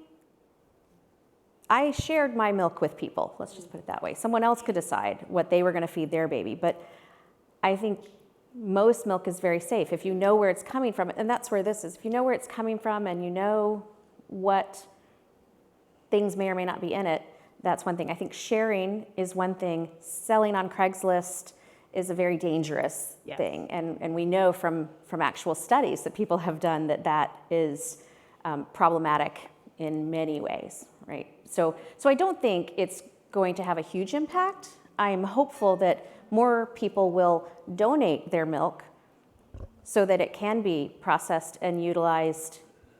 It's not that there's not need, right? There's clearly need because people are providing it and taking it and accepting it, not taking it, but accepting it. So there's clearly need. I think that hopefully more women will be more open to donating it. A lot of people just don't even know that exists. But do you have anything to add? One more question. Go ahead. Hi, so thank you so much for just providing this information to us. Excellent, really, really, really important work. Thank you so much. One of the things that I have encountered moving from, oh, hold on, let me stand up. My mom said stand up. One of the things that I've encountered moving from California to Ohio, so there's definitely a different culture around breastfeeding, chest feeding, or even just pumping and providing milk. And this is just my own personal anecdote, not implying anything, evidence-based. But people are often put off by the idea of using human milk. And they feel that it's weird, it's wrong, formula is safer, it's something they understand. And I'm just curious how to address those concerns and ways that we can think about that both at the individual and at the larger kind of community level in terms of education. That's a whole separate panel. But if either of you wants to respond just in 30 seconds or so, please do. We saw a huge shift, not far enough, but definitely a huge shift going through a quality improvement program by the CDC several years ago, Best Fed Beginnings, that resulted in designation as a baby-friendly hospital, which really helped with the prenatal, and I think that is by far the most important. You and I know we can go to a mom after she's delivered at 23 weeks and say, I need your milk. And she, if I said I need your blood, she would just, slit her wrists over the baby, right? So, in a good way. So, I think that prenatal education, and honestly, I think New York I haven't lived in New York, but I've read about the breastfeeding curriculum they have in their K through 12 schools. So I think women have decided whether they're going to breastfeed or not before they get pregnant most of the time. So it's hard to make that choice. We have reasons in the NICU where we can twist their arms, but that isn't the best way to do it. I think just instilling it and slowly moving culture ideally is the best way. Yeah, I still have physicians I work with who are like, can't I just take this formula off the shelf? I know what's in this. And I think, no, you can't. But I think putting a little bit of assurance, right, that there's proper oversight will help parents, right? Because a parent or an individual doesn't think twice when a doctor says we need to give you a blood transfusion because they know there's oversight, right? They know that has been tested and is a safe product for them. I think being able to assure parents that the product they're getting is safe and that it has been tested and the FDA knows what's going on is probably going to help address that a little bit too. All right, well, thank you both. We're actually going to wrap this panel up by introducing a new video from the National Coalition for Infant Health on this issue of safety and quality of donor milk. So we can roll the video. The early years in a child's life are a pivotal time. Optimal nutrition is important for baby's growth and learning. Many mothers rely on breast milk, which is packed with nutrients and can even help protect babies from sickness. But while breast milk gives babies a boost, not all mothers are able to provide it for their babies. Donor human milk can help fill the gaps. Mothers with excess milk may donate it to a local milk bank or organization, which process the milk to provide nutrition to vulnerable babies. Their donations make it possible for more babies to receive the proven benefits of human milk. But while access to donor human milk is critical, so is ensuring its safety. Babies should be able to receive donor human milk that's safe and free from viruses, bacteria, and other substances. Some regulations are in place, but federal policies need to be improved to ensure the safety of donor human milk. Under current FDA policies, donor human milk is considered a food product. That means it's not as closely regulated as other products like infant formula, even though they both serve the same purpose. And it's up to individual milk banks to come up with their own quality and safety guidelines. This lack of standardized regulations can introduce short-term and long-term risks to babies. But with appropriate oversight, moms can access donor human milk that is as safe as other nutrition. Improved regulations will ensure human milk donations will receive high-quality testing, processing, and evaluation. Babies can access optimal nutrition, and moms can sleep easy knowing their baby is safe and healthy. Learn more at infanthealth.org. So I am pleased to be joined by our last discussion of the day. I have Suzanne Stabler here just to my left. She's a neonatal nurse practitioner and a professor of nursing at the Emory University School of Nursing, and also joined down there on the end by Val Jensen, who is with us from the Center for Drug Evaluation and Research, drug shortage staff at the Food and Drug Administration. So I got all that in there correctly. And what we want to talk about today is, we just was kind of mentioned briefly. We've heard a lot about shortages, generally, even unrelated to healthcare. There seems to be a shortage of everything out there right now. And they touched on formula a little bit, and we're actually going to hear from a colleague of Val a little bit later via video recorded remarks really about the infant formula shortage, just to give us a little bit of an update there. But I want to talk about something that might be familiar to a lot of the clinicians here who are in the room today, which is some of the shortages outside of infant formula that are impacting our NICU patients, whether that be for a specific medication, a device, another type of product, the syringes, tubing lines, like you name it. All sorts of shortages that we've been experiencing. So Suzanne, I want to start with you here. When we hear about a drug shortage or product shortage that is affecting the NICU population, can you give us a couple real world examples of what those might be? Sure. Currently in my practice, every morning when I arrive in the NICU and we get ready to start taking care of patients, we have a morning huddle and we discuss anything in shortage, including nursing staff, which is a vital resource. But we talk about formulas, we talk about especially specialty formulas that may impact the care we're giving. We talk about things such as TPN components, we talk about medications. Currently, across the country, there's a shortage of the tubing and filtering systems utilized to manufacture the components in parenteral nutrition. And so, as well as some cartridges used to analyze blood gases. And so, we start our day with those types of discussions. So then, if you have a couple of shortages that day, including your nursing staff, I'd be curious to hear about that. How does that ultimately affect the care you're delivering to the patient? I would like to say it doesn't impact our care, but the real world truth is it absolutely impacts our care. So a few months ago, we had a shortage of dextrose solution. And I was totally blown away with the fact that, what do you mean we are on a shortage of D10? For those of you who are nurses or providers in the room, I just couldn't even comprehend that. And so, of course, that day I had a patient who had hypoglycemia. And so instead of a 2 to 3 minute process where I asked the nurse to go to the Pyxis, draw up the solution and give it to the baby, and we alter IV rates in order to treat that hypoglycemia, I now have to put an order into the electronic medical record. It has to be seen by the pharmacist in the pharmacy. Then they have to go under the hood, draw up the solution in a sterile fashion, because if they don't, the entire bag of solution then has to be wasted. And when it's on shortage, you want to be able to utilize as much of that as possible. So what used to be a 2 to 3 minute process to treat hypoglycemia becomes a 15 to 20 minute process on the best day. If it's during daylight hours, if it's at night, it could be even longer because you only have one person in the pharmacy in some hospitals.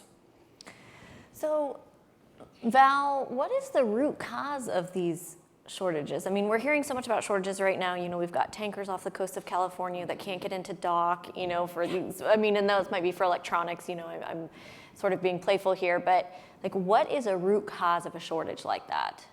Sure. So at FDA, we take shortages are definitely our top priority right now, and they have been for years. As you all know, it's been an ongoing problem for years.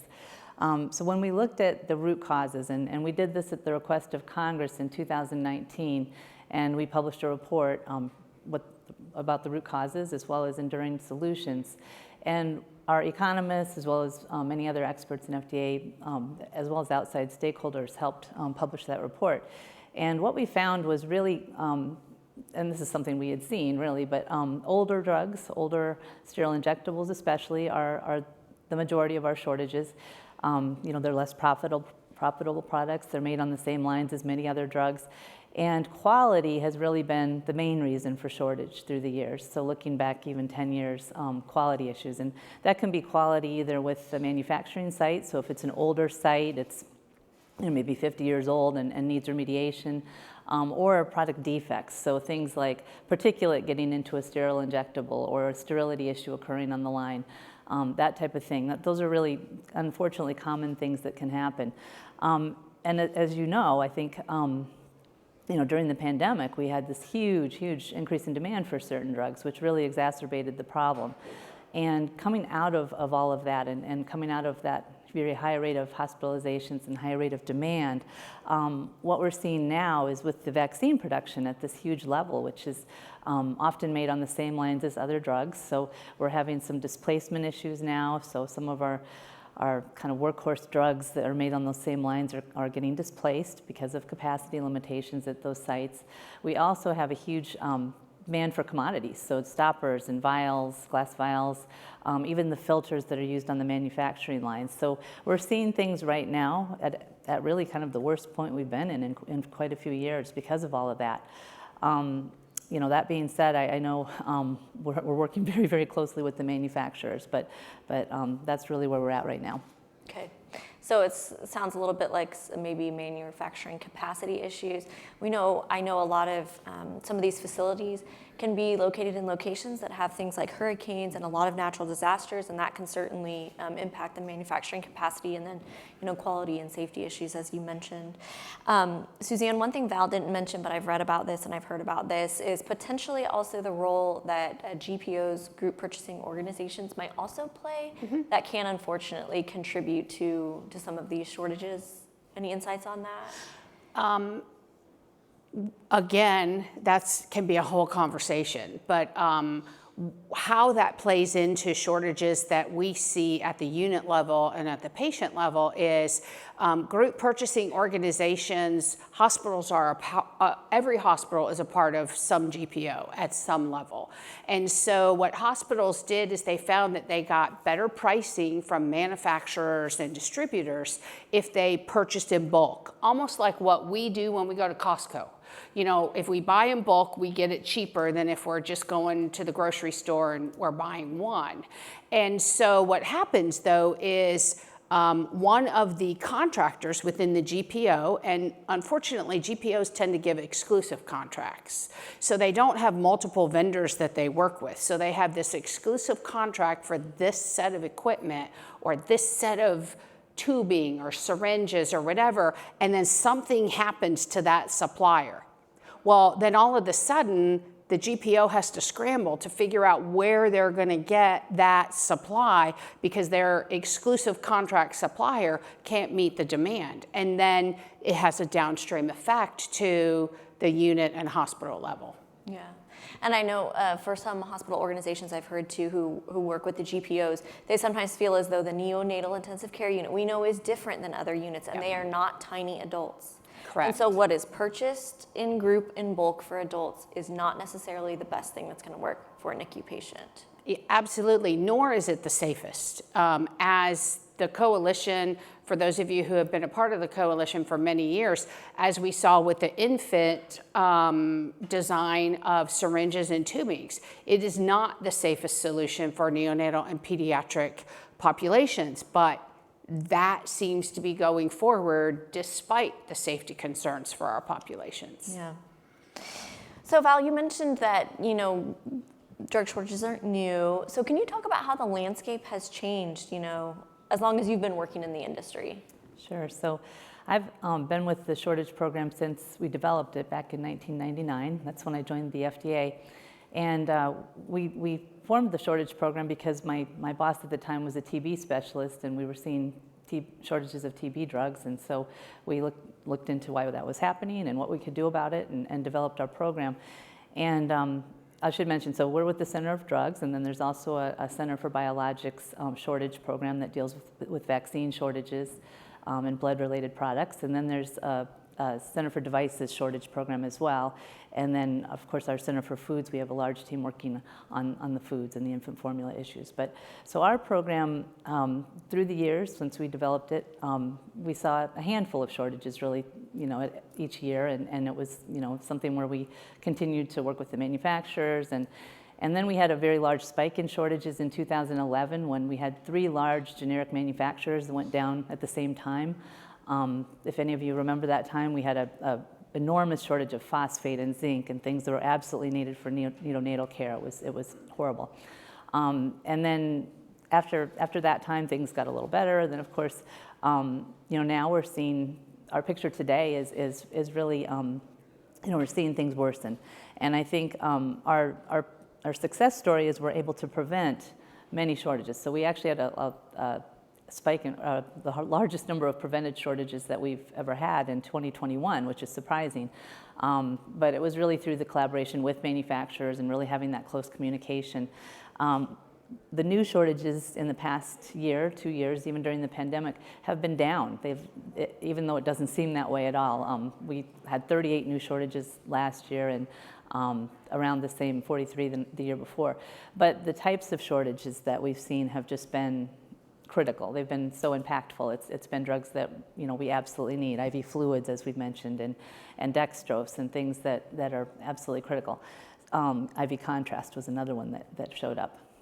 So the thing that really troubles us, the most concerning thing, is the ongoing shortages, the ones that have lasted for years in some cases, and we just have not been able to resolve them and get them resolved. And so I think right now that's our primary goal is getting that, getting firms to increase the capacity, getting them to make those changes in their plants that would help this whole situation get better.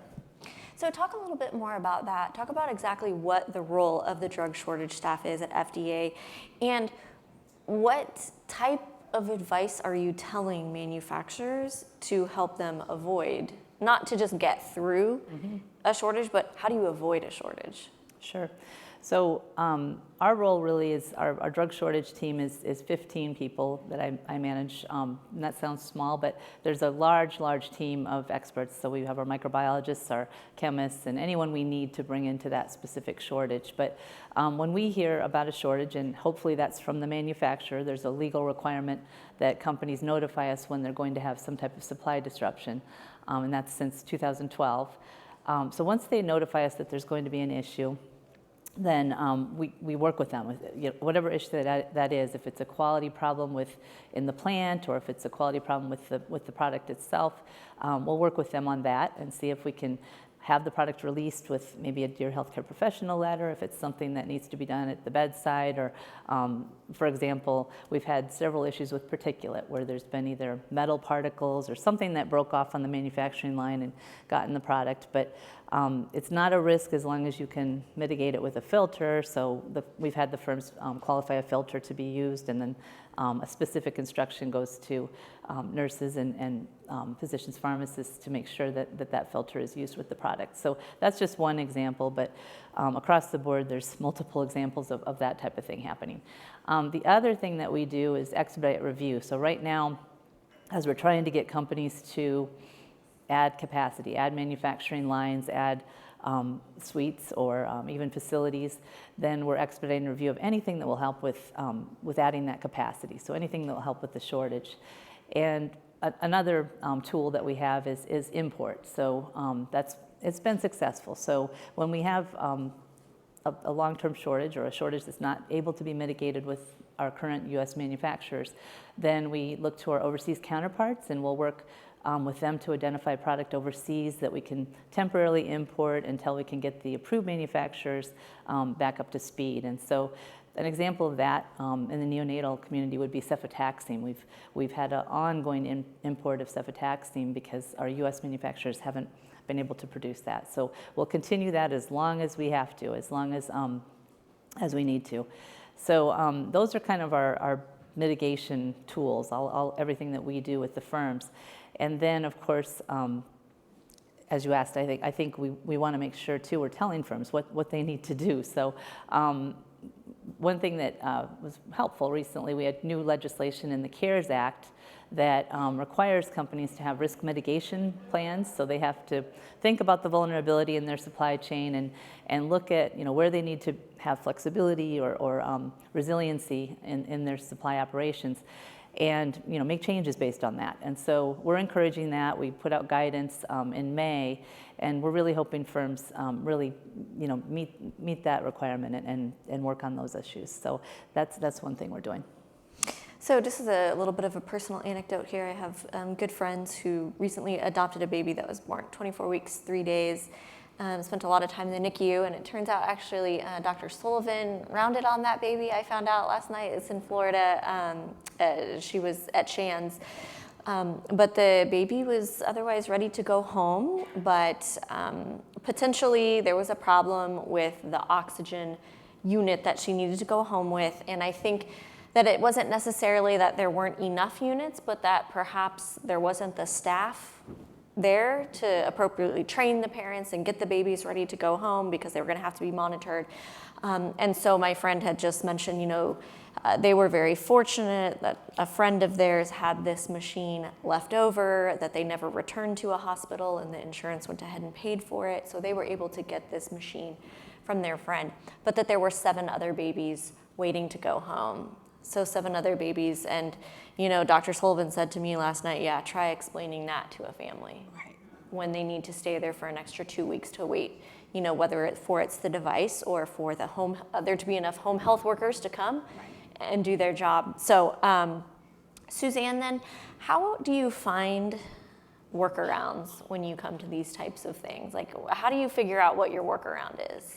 So nurses and physicians have been innovative at the bedside for years. If anyone can find a workaround, we can. And so it just really, it really takes the collective mind.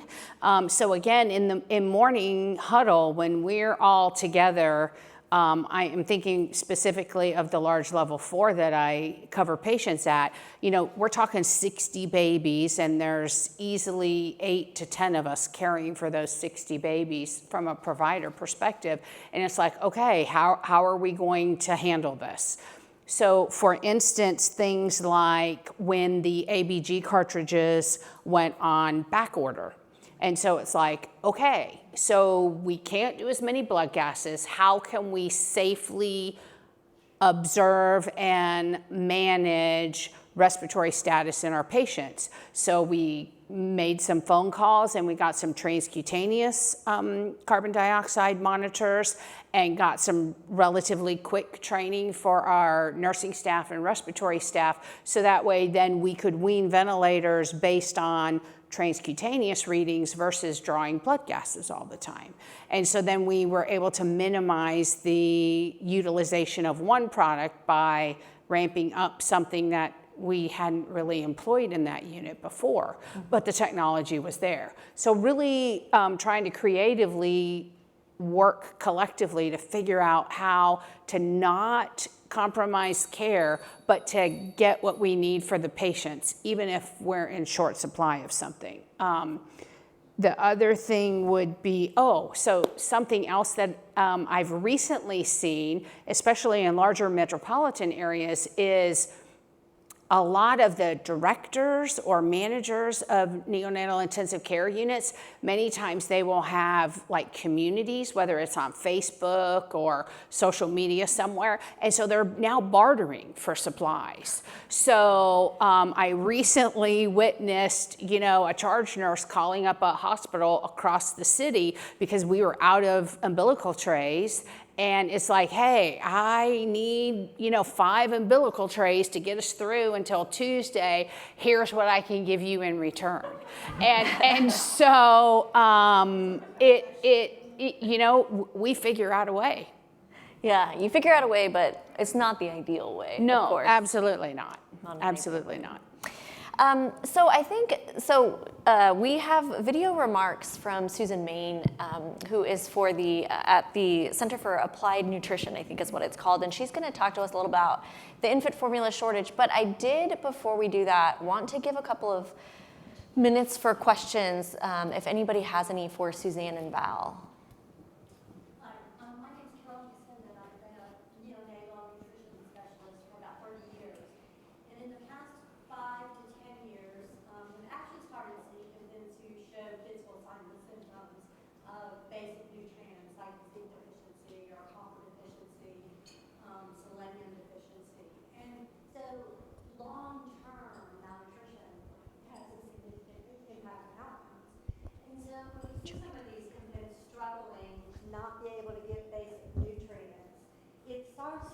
Very crazy.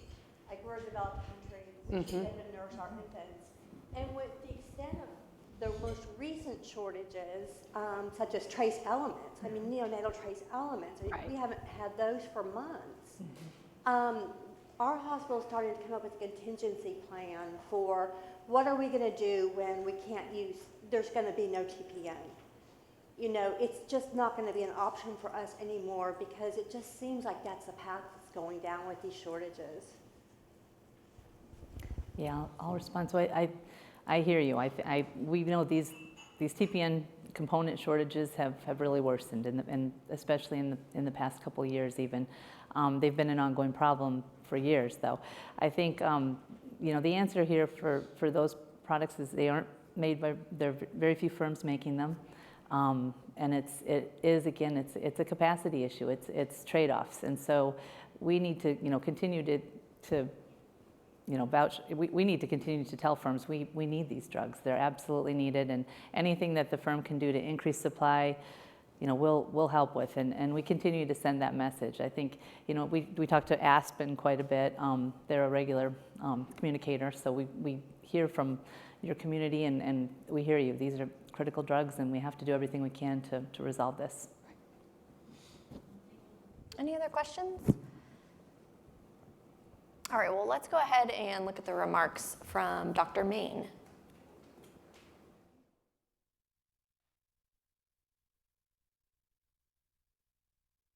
Hello, I'm Susan Main, and I direct the Center for Food Safety and Applied Nutrition at the U.S. Food and Drug Administration.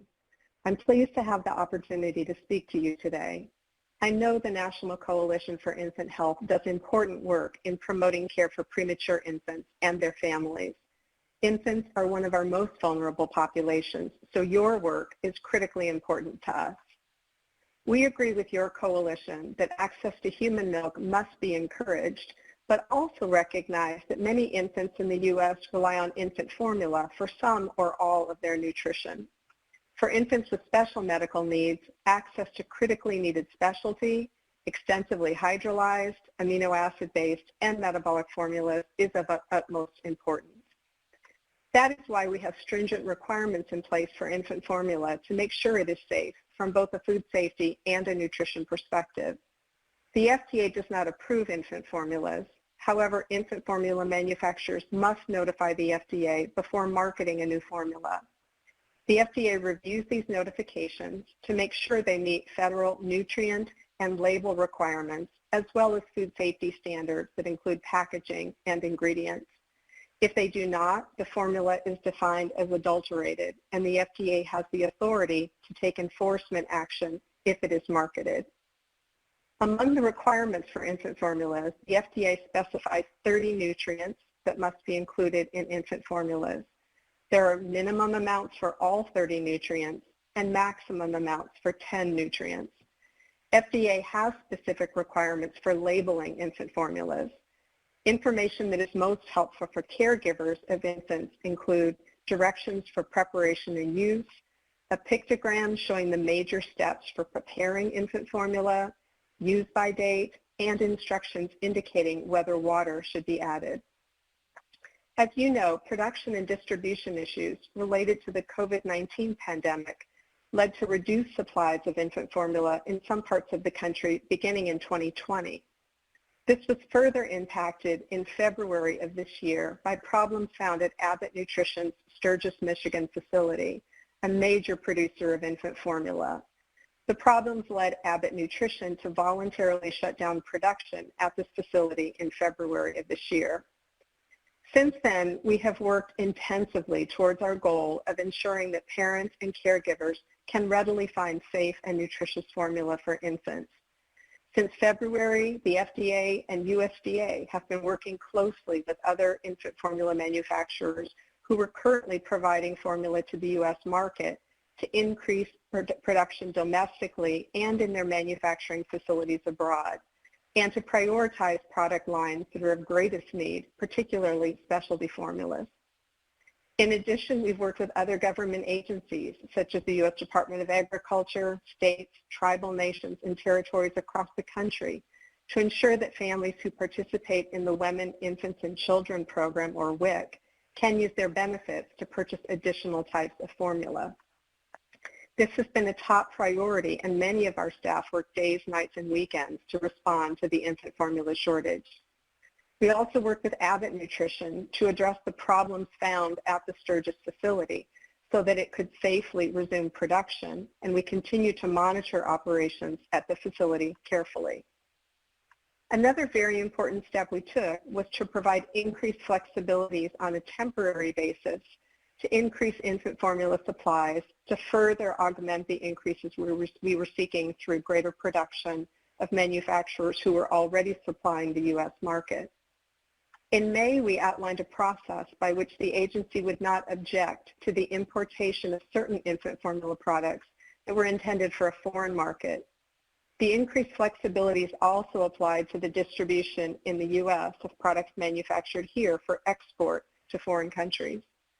We prioritized granting these flexibilities to critically needed specialty, extensively hydrolyzed, amino acid-based, and metabolic formulas. We are carrying out this process very carefully. Manufacturers are required to provide us with detailed information so that we can evaluate the infant formula to be sure that it is safe and nutritionally adequate. For example, we require that manufacturers provide us with a list of all nutrients and ingredients and microbiological testing. Since mid-May, we have now exercised enforcement discretion for formulas from 9 countries. Most recently, on August 10th, we announced that we are allowing base powder for pure amino hypoallergenic infant formula to be imported, adding almost 500,000 cans, equivalent to 6 million full-size 8-ounce bottles. That brings us to a total of almost 19 million cans of formula and 400 million bottles. We have worked with the White House on Operation Fly Formula. Under this program, federal partners have worked together to transport products from manufacturing facilities abroad. Bypassing regular air freighting routes has cut a transportation process that typically takes 3 to 4 weeks down to approximately 3 days, speeding up the importation and distribution of formula. We continue to work with manufacturers and suppliers regarding additional supply to ensure there's adequate infant formula available wherever and whenever parents and caregivers need it. We've also provided several resources to help consumers, industry, and health professionals to keep them informed and to help them address the shortages. We created a web page to provide the public with information on which new formulas have been made available through this process. The availability of new formulas has been very helpful for retailers who now have new options available to help keep their shelves stocked. We also created an infographic with tips for preparing imported infant formula, since there may be variations in measurements, for example. That is because many of these formulas come from countries such as in Europe, for example, where they use the metric system. And we provided information to healthcare providers to help their patients obtain access to medically necessary specialty, amino acid-based, and metabolic infant formula products. It's very important, of course, to make sure we have adequate supplies of infant formula in the future. We need to encourage diversification of infant formula manufacturers so that a problem with one manufacturer doesn't significantly affect the infant formula supply. We are strengthening our infant formula regulatory program by hiring additional infant formula review staff with new resources we received from Congress earlier this year. We also are providing a pathway for companies that import, sell, and distribute formula under the FDA's temporary enforcement discretion policy to continue to supply infant formula to the U.S. past November 14th, which is the last date for us to provide the flexibilities currently in place. The FDA expects that the measures and steps it is taking with infant formula manufacturers and others will mean more and more supply is on the way or on store shelves moving forward. Thank you. So Val and Dr. Main, I know sometimes we hit the FDA with a lot of tough questions and it's difficult for people to understand, what role FDA plays, but really you're working behind the scenes to ensure that we can get through the drug shortages, that we can try to mitigate them, and that we don't have them in the future. And it sounds like very similar to what Dr. Main was talking about with what they do with infant formula, working very closely with the manufacturers and to ensure that we are getting the safest products in the quickest way possible to our most vulnerable infants. So Suzanne and Val, thank you so much for joining us. Pleasure. And with that, I am just going to real quickly say how much I appreciate everybody coming today and supporting the coalition. And I am going to turn it over to Mitch Goldstein, who's going to deliver just a couple of minutes of our closing remarks.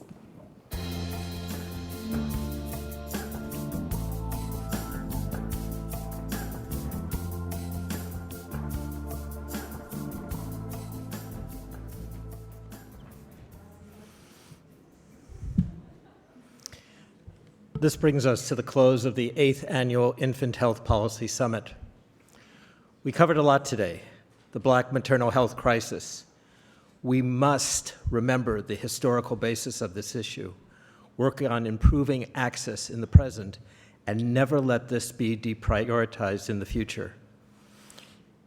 Infant and maternal health disparities. The progress is not enough. We advocate, but the words must become actions. Infant health care teams.